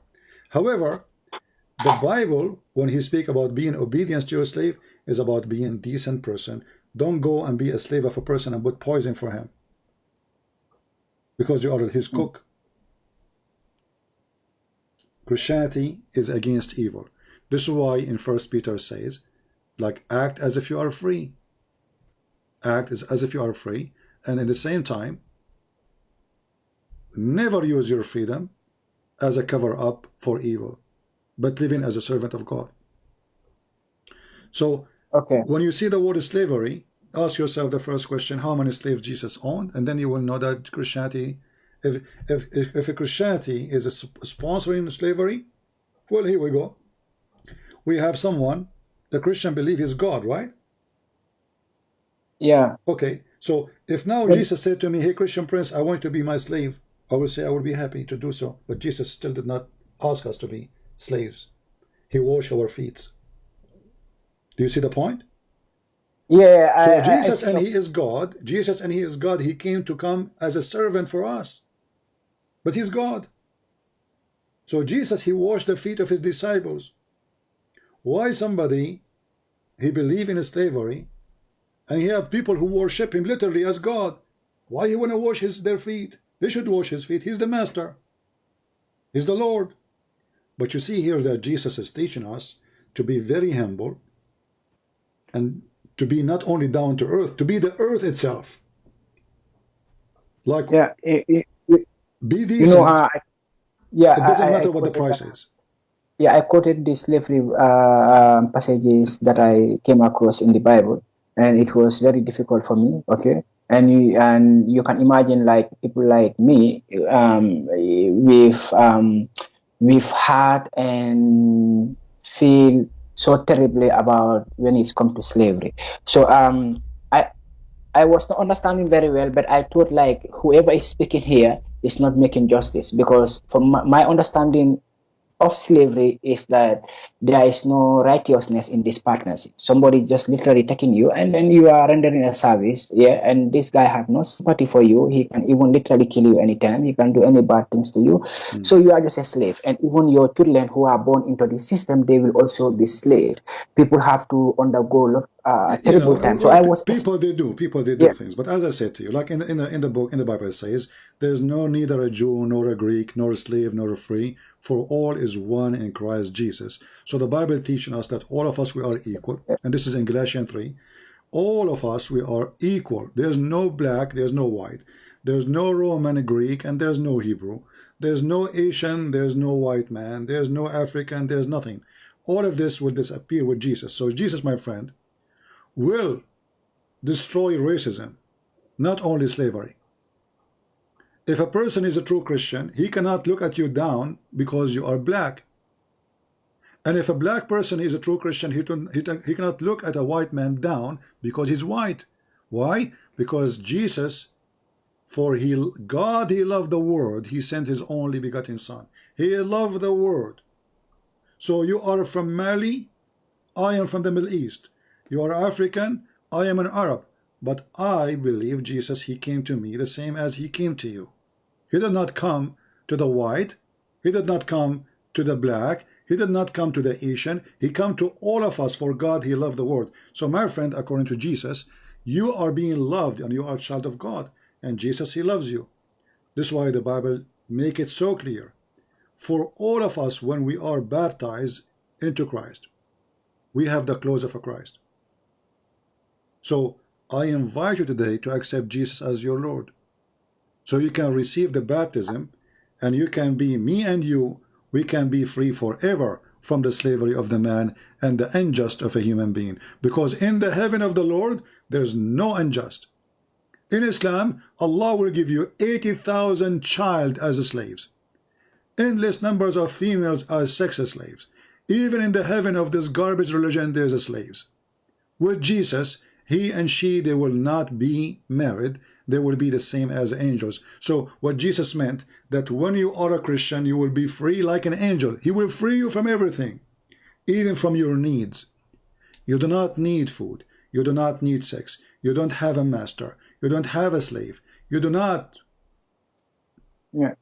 desire anything evil. So Jesus, he free you. Muhammad, he enslave you. So I'm asking you now, my friend, would you accept Jesus as your savior? You do? Yeah, I'm a little bit scared. Okay, I don't want to make any terrible mistake that I will regret for the rest of my life. Okay, so one thing I can tell you that I'm convinced from the evidence that I see so far. Okay, I cannot be a Muslim. That one I'm convinced. Yeah, so I have to find a way to talk to my mom about this. Okay, because I share everything with my mom. Okay, and she's the only person in the world who can understand me, like the rest. Okay, so but I know it's gonna be difficult, and I know she's gonna be shocked. But I hope that eventually she will have to accept it, because she loves me so much and I love her also.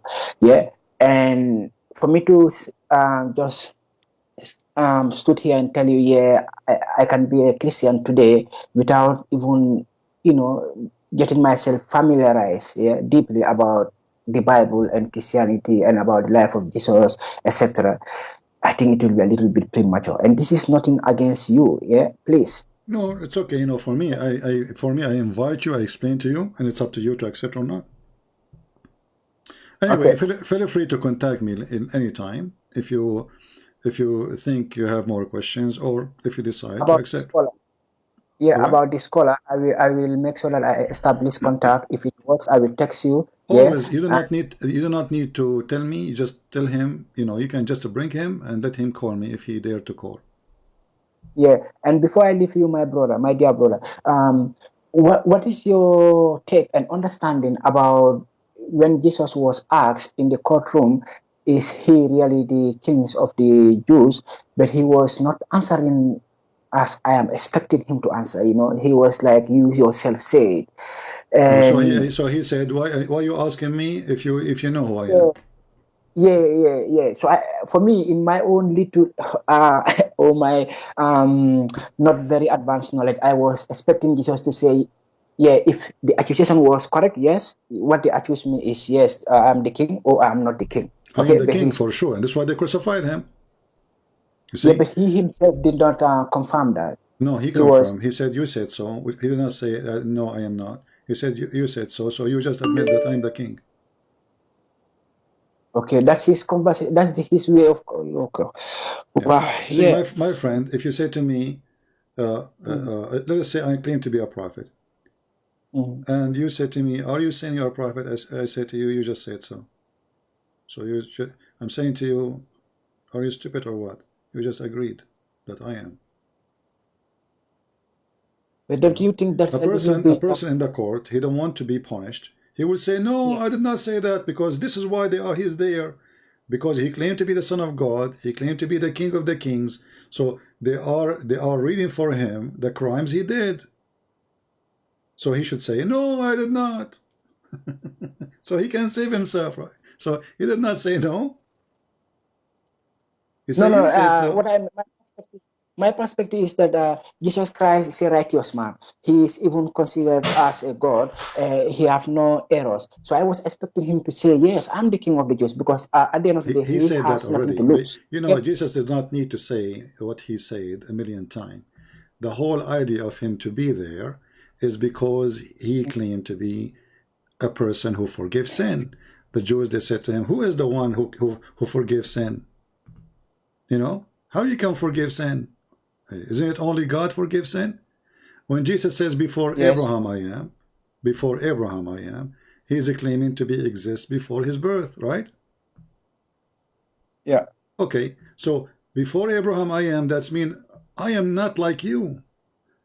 I am exist since the beginning of time. When Jesus says, I am from above, you are from below.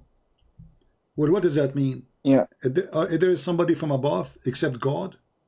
So you are from above, I am from above, you are from below. Do Jesus need to repeat that again and again?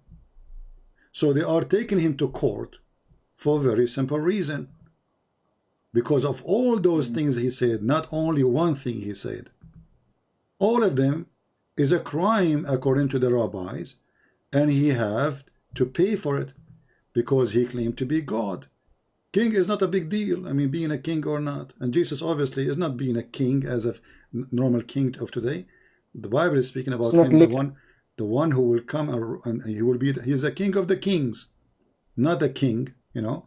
So the king of Israel is not about being a king of a nation called Israel. It's about the king of all mankind, not a king of he have a throne from the Roman.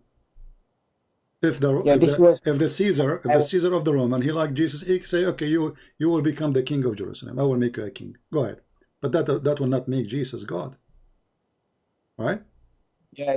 When I was seeing these passages, I was like, oh, the politicians in Israel during this time, they were scared that Jesus will overtook them or overthrow them, and this is why this question came: is this accusation correct that you are the king of the Jews or Israel? Or I cannot remember the exact wordings, but it's like this is what he was asked, and Jesus was not answering like directly. He was like, yeah, you yourself said it, and as a result he was crucified. So then we can say the crucifixion of Jesus Christ was even legitimate or just there is no problem in that, you know. So what did you think about the crucifixion of Jesus Christ? My friend, the Bible is not a sentence, it's a life story of Jesus, correct?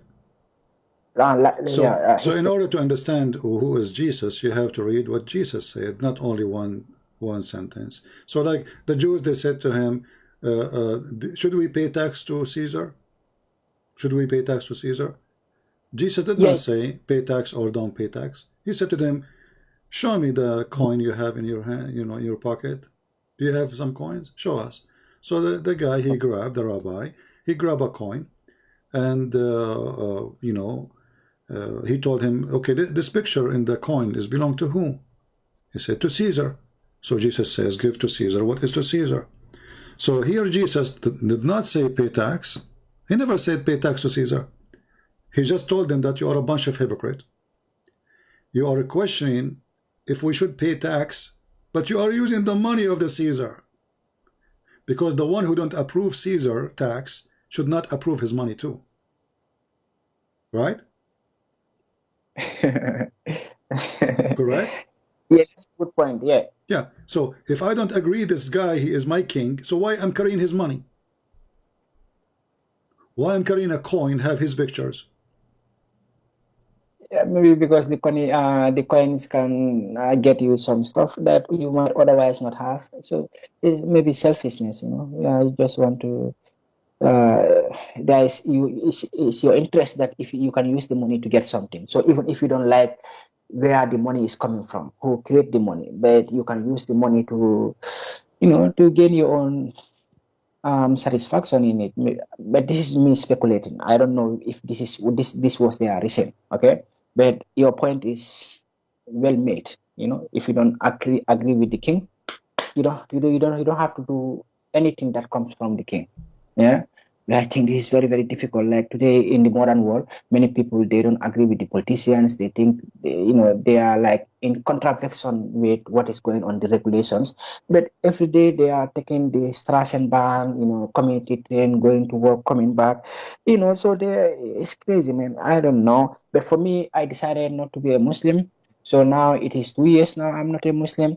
And during these 2 years, I came across a lot of materials, but the best material that get me what I want. Okay, I have to be honest. Okay, my friend.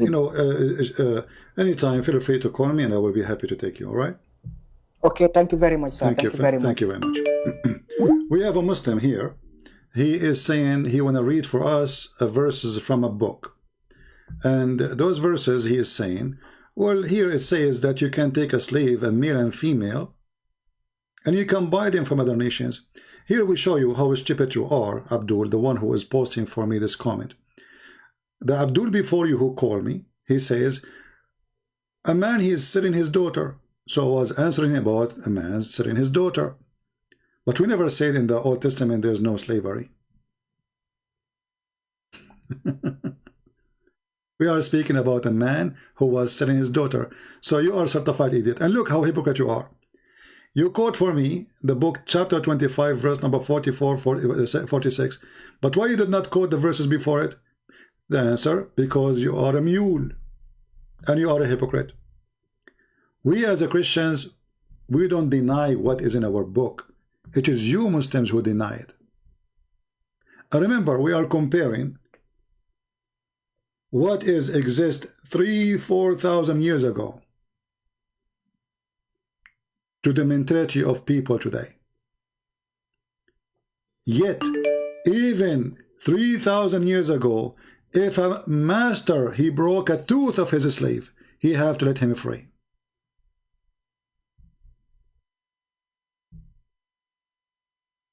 If he broke a tooth of his slave, he have to let him free. So if a human being want to be honest for a second, that a human being cannot be a Muslim. In the same time, if slavery is bad for the Muhammadan, all of Islam is about slavery. Nobody owns slaves as much as Muhammad. The caliphate, one of the caliphate, he have in one palace more than 10,000 women just for break dancing.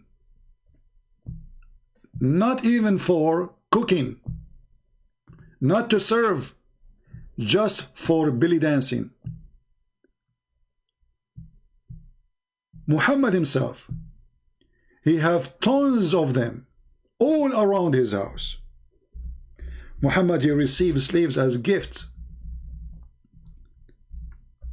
So when you bring us the Old Testament was exist long before the faith in Muhammad is exist. Human being is going forward, Muhammad is going backward. This is the truth. Muhammad is a scam. If Christianity into slavery, then Jesus, why he did not own slaves?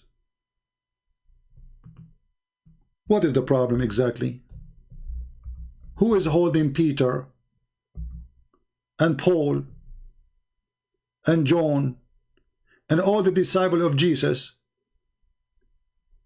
to have slaves? It is the time of slavery. Jesus, who make the blind see, cannot he make money to buy a slave? Let us say he is not God, as the Muslim they claim.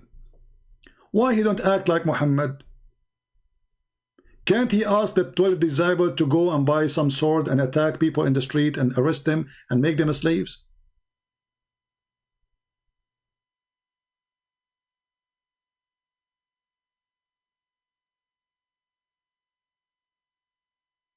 Muhammad even forbid a Muslim man to marry a slave girl.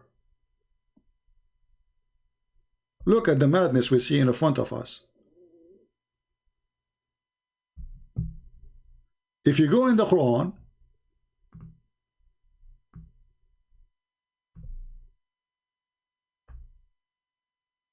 you will see the following.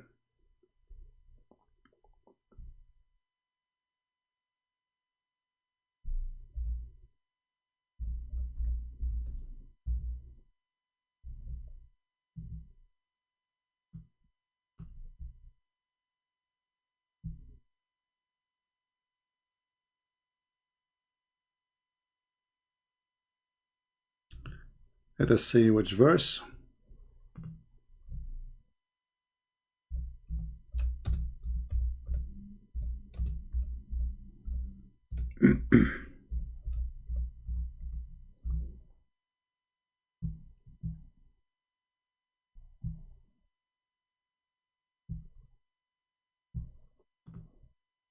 When a Muslim woman, she married her own slave. She was executed.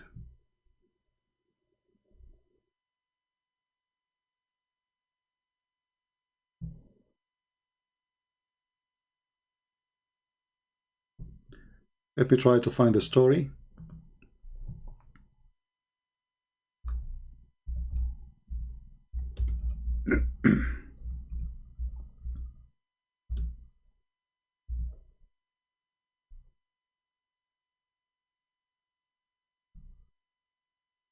All right, we found the reference.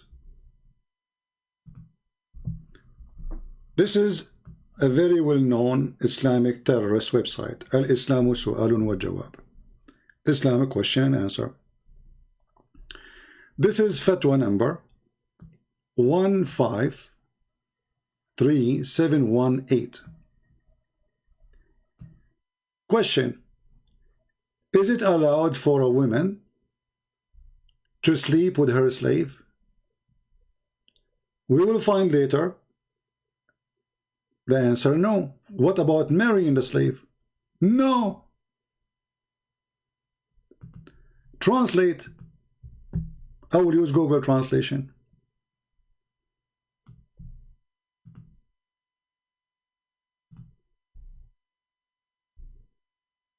Is it permissible for the woman to have intercourse with her property? They translate the word abd, which means black slave, as a property.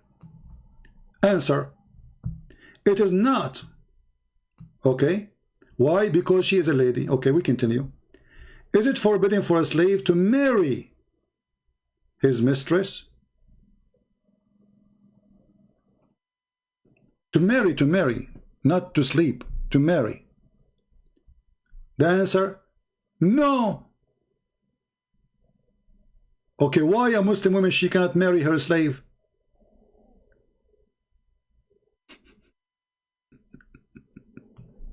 Is it? If we go in the Bible, can a man marry his slave? He can.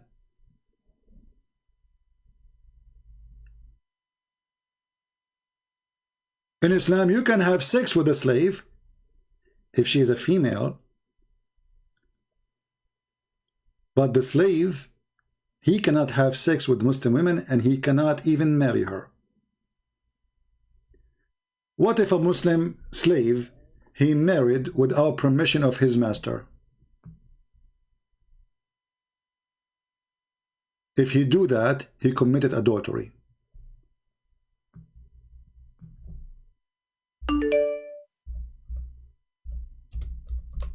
So my friend, we as a Christians, we do not deny that in the Old Testament there is a slavery. It is the Muslims who try to cover up all the stupid things in the world. There's a video of this guy, son of Muta, Uthman ibn Farouk. He was speaking to a Christian woman. He says, in the Bible it says your property. Do you agree with that? In the Bible it says your property. Do you agree with that? Or the Quran says your property. So those cowards, they have no dignity, no honesty.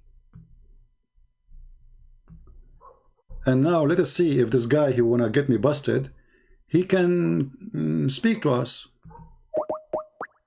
Do we have the courage to answer and talk? Let us see.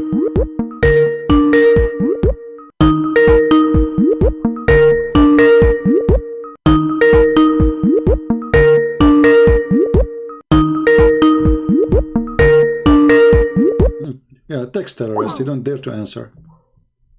Let us see other Abdul.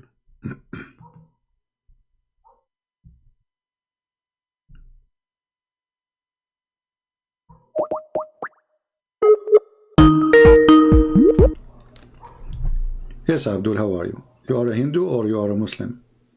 I'm a Hindu, and am I audible to you, Christian Prince? So what? I'm a Hindu. Actually, I'm the correct word is not Hindu, it's Sanatan Dharm, but it's okay. I'll go with Hindu. All right, why you are calling me? I'm very glad you accepted my call. Thanks. I because thought you said you no, got me busted, because so I thought normally YouTubers they say they accept calls, but you actually do. No, that's hats off to you. I understand what. Like lot of people, they say they accept random calls, random people, but they don't. But you actually do. So, hats off to you. Yeah, because you said to me you want to get me busted. That's why I was interested. Yeah, because I like to see somebody get me busted. You said very, very funny thing. Okay. Like if I hold a coin or a currency and the person who is on that currency, I feel like he is my king. Okay. So who do you have on your currency right now? The dollar. Yep. So whose image is on the dollar right now? Whoever. I am American citizen. I was in the American army. So is that person your king? Yes, he is. He's the ruler of the country. Do you have who is I'm for Joe Biden's image on that photo? My friend, he is the president right now. Yeah, he can send me to jail if he wants. Yeah. He is in charge. He can go in war. He can attack your country. So he is the king of this country. So what the problem now? Yeah, but his image is not on your currency, right? Don't be silly. Don't be silly. So what if you said that? Yeah. Okay. So No, it's silly, we right? will not say that. You are just silly, you right? are just being a silly. Mr. Beef. Listen to me carefully. When Jesus he saw to them, at that time the coins will have the same image of the Caesar. So who is the one who his image there? They said Caesar. Yes. So he said to them, give what to Caesar, and you are being silly. I agree. So either you speak smart, or I'm going to when British were ruling India, so we had British images on India, right? Yeah. So that means okay, hold on. So let us ask you: when the British they rule India, you obey who? We don't obey. We were forced to obey. That is a different thing. You obey, and those the Jews are forced to. They not everybody is obeying. Not people are openly saying. Just go. I mean, I want to speak to people. They have even interesting point of anything.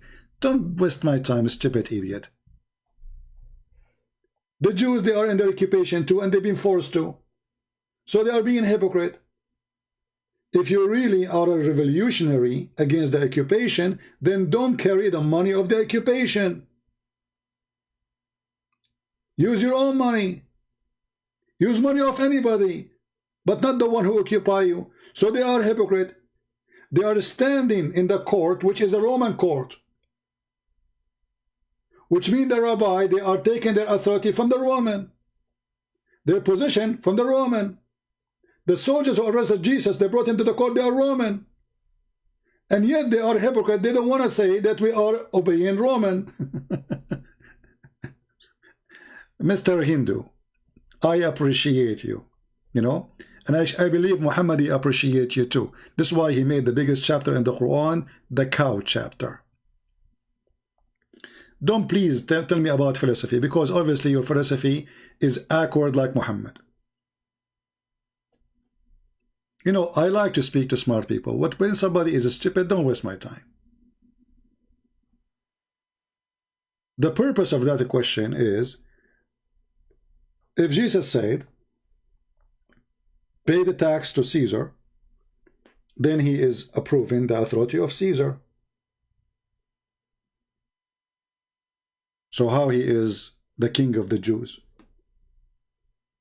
If Jesus said, don't pay tax to Caesar, he will have a problem with Caesar. But Jesus don't care about both. Jesus, he said to them, you are a bunch of hypocrites. You have the money of Caesar, you work for Caesar, you get salary from Caesar. All those rabbis, they get paid by Caesar. What people don't understand, that the Roman, they occupy the Holy Land, but the rabbis, they are under the authority of Caesar. Their houses exist, they have salary, they live fancy life. This is why they are the council in the court. The ruler, he just do, they are the jury. The ruler, he does just do what they say. Who you want me to crucify? The rabbi, they say Jesus. So they are there because simply they are employee of Caesar, not only carrying the money of Caesar.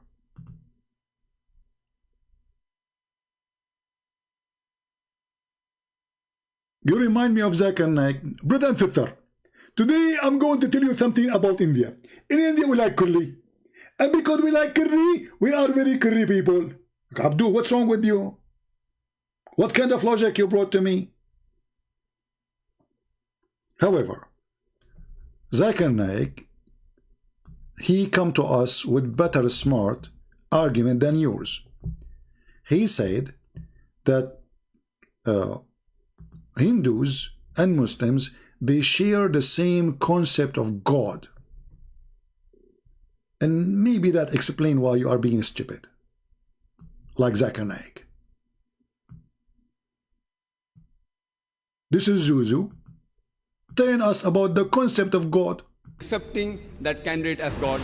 And this is exactly what is also mentioned in the Hindu scriptures, the same 4 points. The first is, Qul huwallahu ahad. Say he is Allah one and only. Same as Chandogya Upanishad, chapter number 6, section number 2, verse number 1, which says, Ikkam evidityam. God is only one, without a second. The second point, Allahu Somad. Allah, the absolute eternal. Same thing which you mentioned in Bhagavad Gita, chapter number 10, verse number 3, that Almighty God is the supreme Lord of all the worlds. Point number 3, Lam yalid walam yulad. He begets not, nor is begotten. And look at those potatoes. They are looking like, so now we became Hindus? Hey Christians, anytime a Muslim, he says to you, we worship unique God, no one like him, tell him you are a liar, because Zakir Naik, he says that we have the same concept of God. If the Muslim, they say, we are people who believe in the monotheism, say to them, well, the Hindus are monotheists. And this is the video in front of you. Even it's called the concept of God in Islam.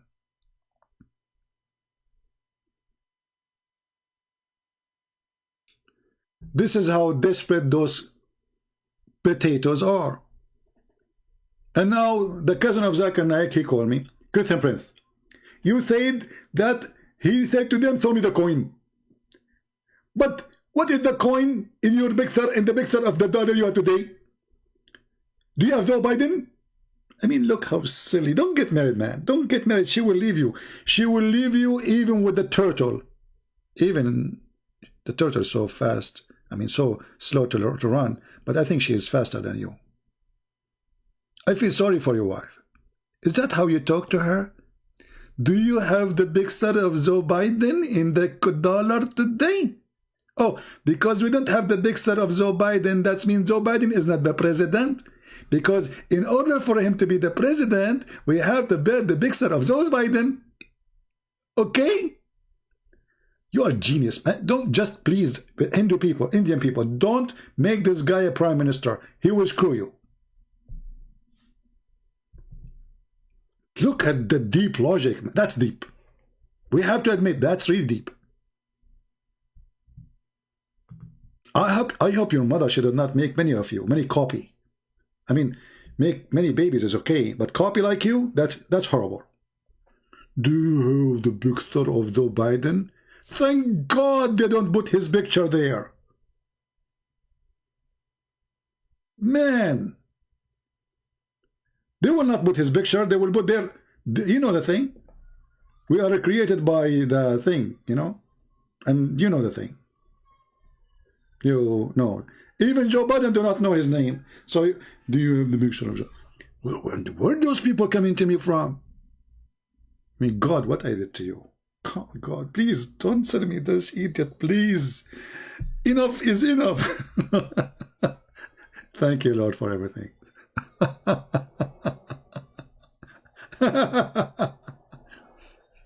Oh, boy. You know, when I say stupidity is amazing, I have my reasons, and it is amazing. Sometimes you are, you know, people, they say to me, well, God, they created us all as equal, right? Yes, he did. But people, they choose to be donkeys. They choose. I mean, why this guy, he come to such a conclusion? This guy, he was sitting home, listening to me, and supposedly he got an idea. Oh, I'm going to call him now. And this is what he said to me in the chat. He said, I get you red-handed or something like that. So I get excited. Okay, this guy, when I get me busted, let us see what he want to say. And then he called me to prove to me that the picture is not Joe Biden there. That was deep. My friend, how they will take even the picture of Joe Biden if the guy never, he's just asleep. He cannot even keep his eyes open in front of the camera for 2 minutes. Anyway, I hope today we have a good time exposing this coward, this liar, Tovia singer. And if you are a Muslim, I advise you, for fun, for the sake of fun, tell this coward why you don't dare to debate a Christian prince. What he will lose if he is a rabbi and he have a strong knowledge. Is it going to be a problem?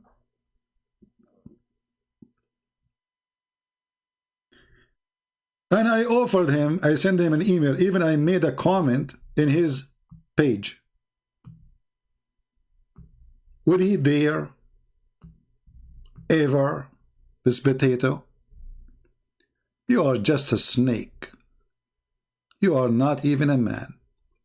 Do you dare to say to the Muslim the same what you say to the Christians? Do you dare to say to the Muslim that Jesus is not the Christ and your prophet is a liar? You are a potato. And here, we fried you. And actually, you turn red. Look, when I started the video, he wasn't red. I mean, what happened to his face? You were on the beach, weren't you, huh? Ah, bad boy. What you were doing in the beach, hamster? And he speaks like Zakir Naik, by the way. Unbelievable. So I hope we have a good time. Don't forget to download my videos. I want to remind you that soon we will start going in my other channel, Arabian Prophet, not this one. So don't forget to subscribe to the Arabian channel page. So if we stop coming here, you will not think we disappear. All right, we will be in the other channel. I have those two major channels.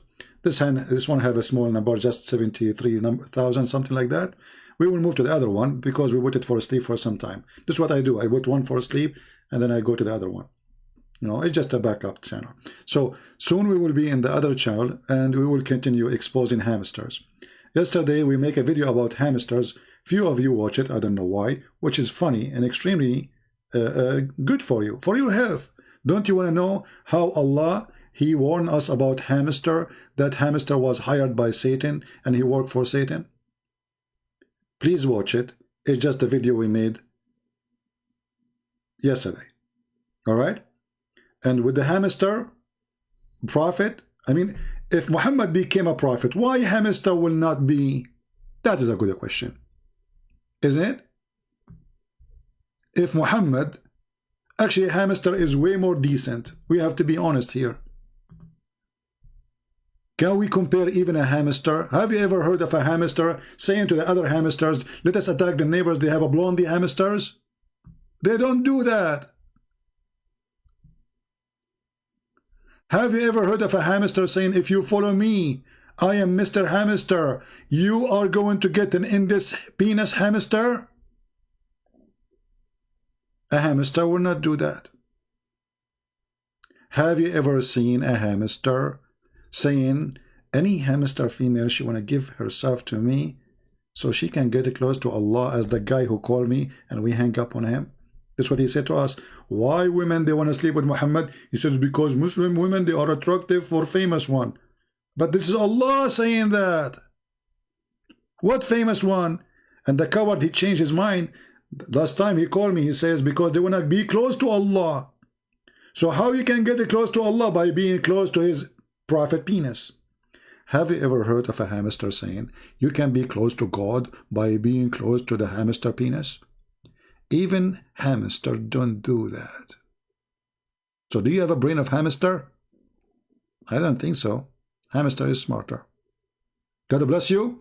Christ is Lord, and we are His strong with faith, and we will never be ashamed of our faith, not like them, those cowards who deny jihad, who deny slavery, who deny their hatred, they deny that they abuse women, they deny everything in their religion. Why? Because they are ashamed of it.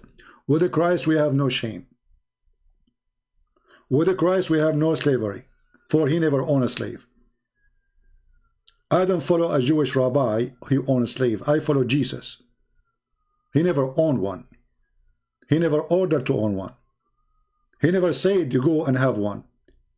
And even the law of the Torah, God, He gave Moses the 10 Commandments. That is the commandment of God.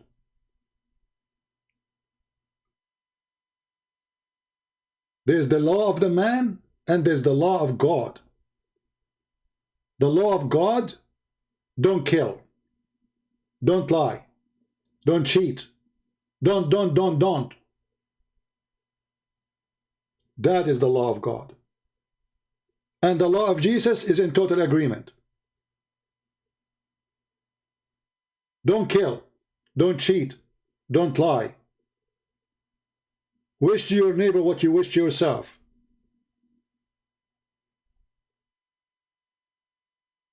That is Jesus. Who is your Muhammad? We will find out more in the coming episode. Subscribe. Be free to join us.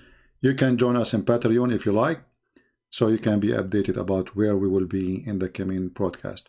God bless you. Thank you very much. Christ is Lord. Islam is a scam, and Islam without lies dies. Take care.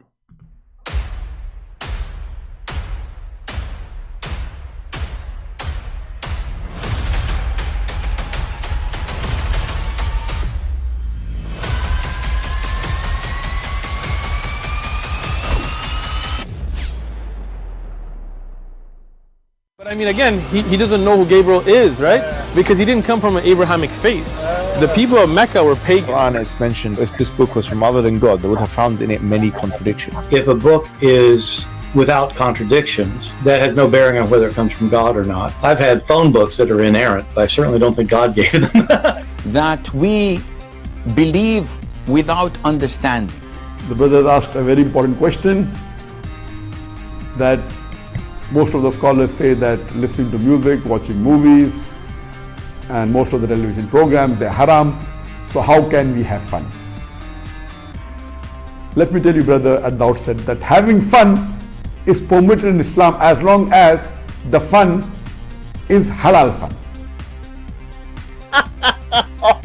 That the standard narrative has holes in it. The Prophet tells us because Satan or the devil sleeps over our nostrils. Those who oversleep and not pray Fajr on time, Satan urinates in their ears. I really do think Jesus was crucified and that he really was dead and buried. He thought that he was a son of God in the sense that he was specially chosen by God. I think Jesus really did think he was going to be the Messiah, the future king of Israel. I mean, that is, after all, why they crucified him.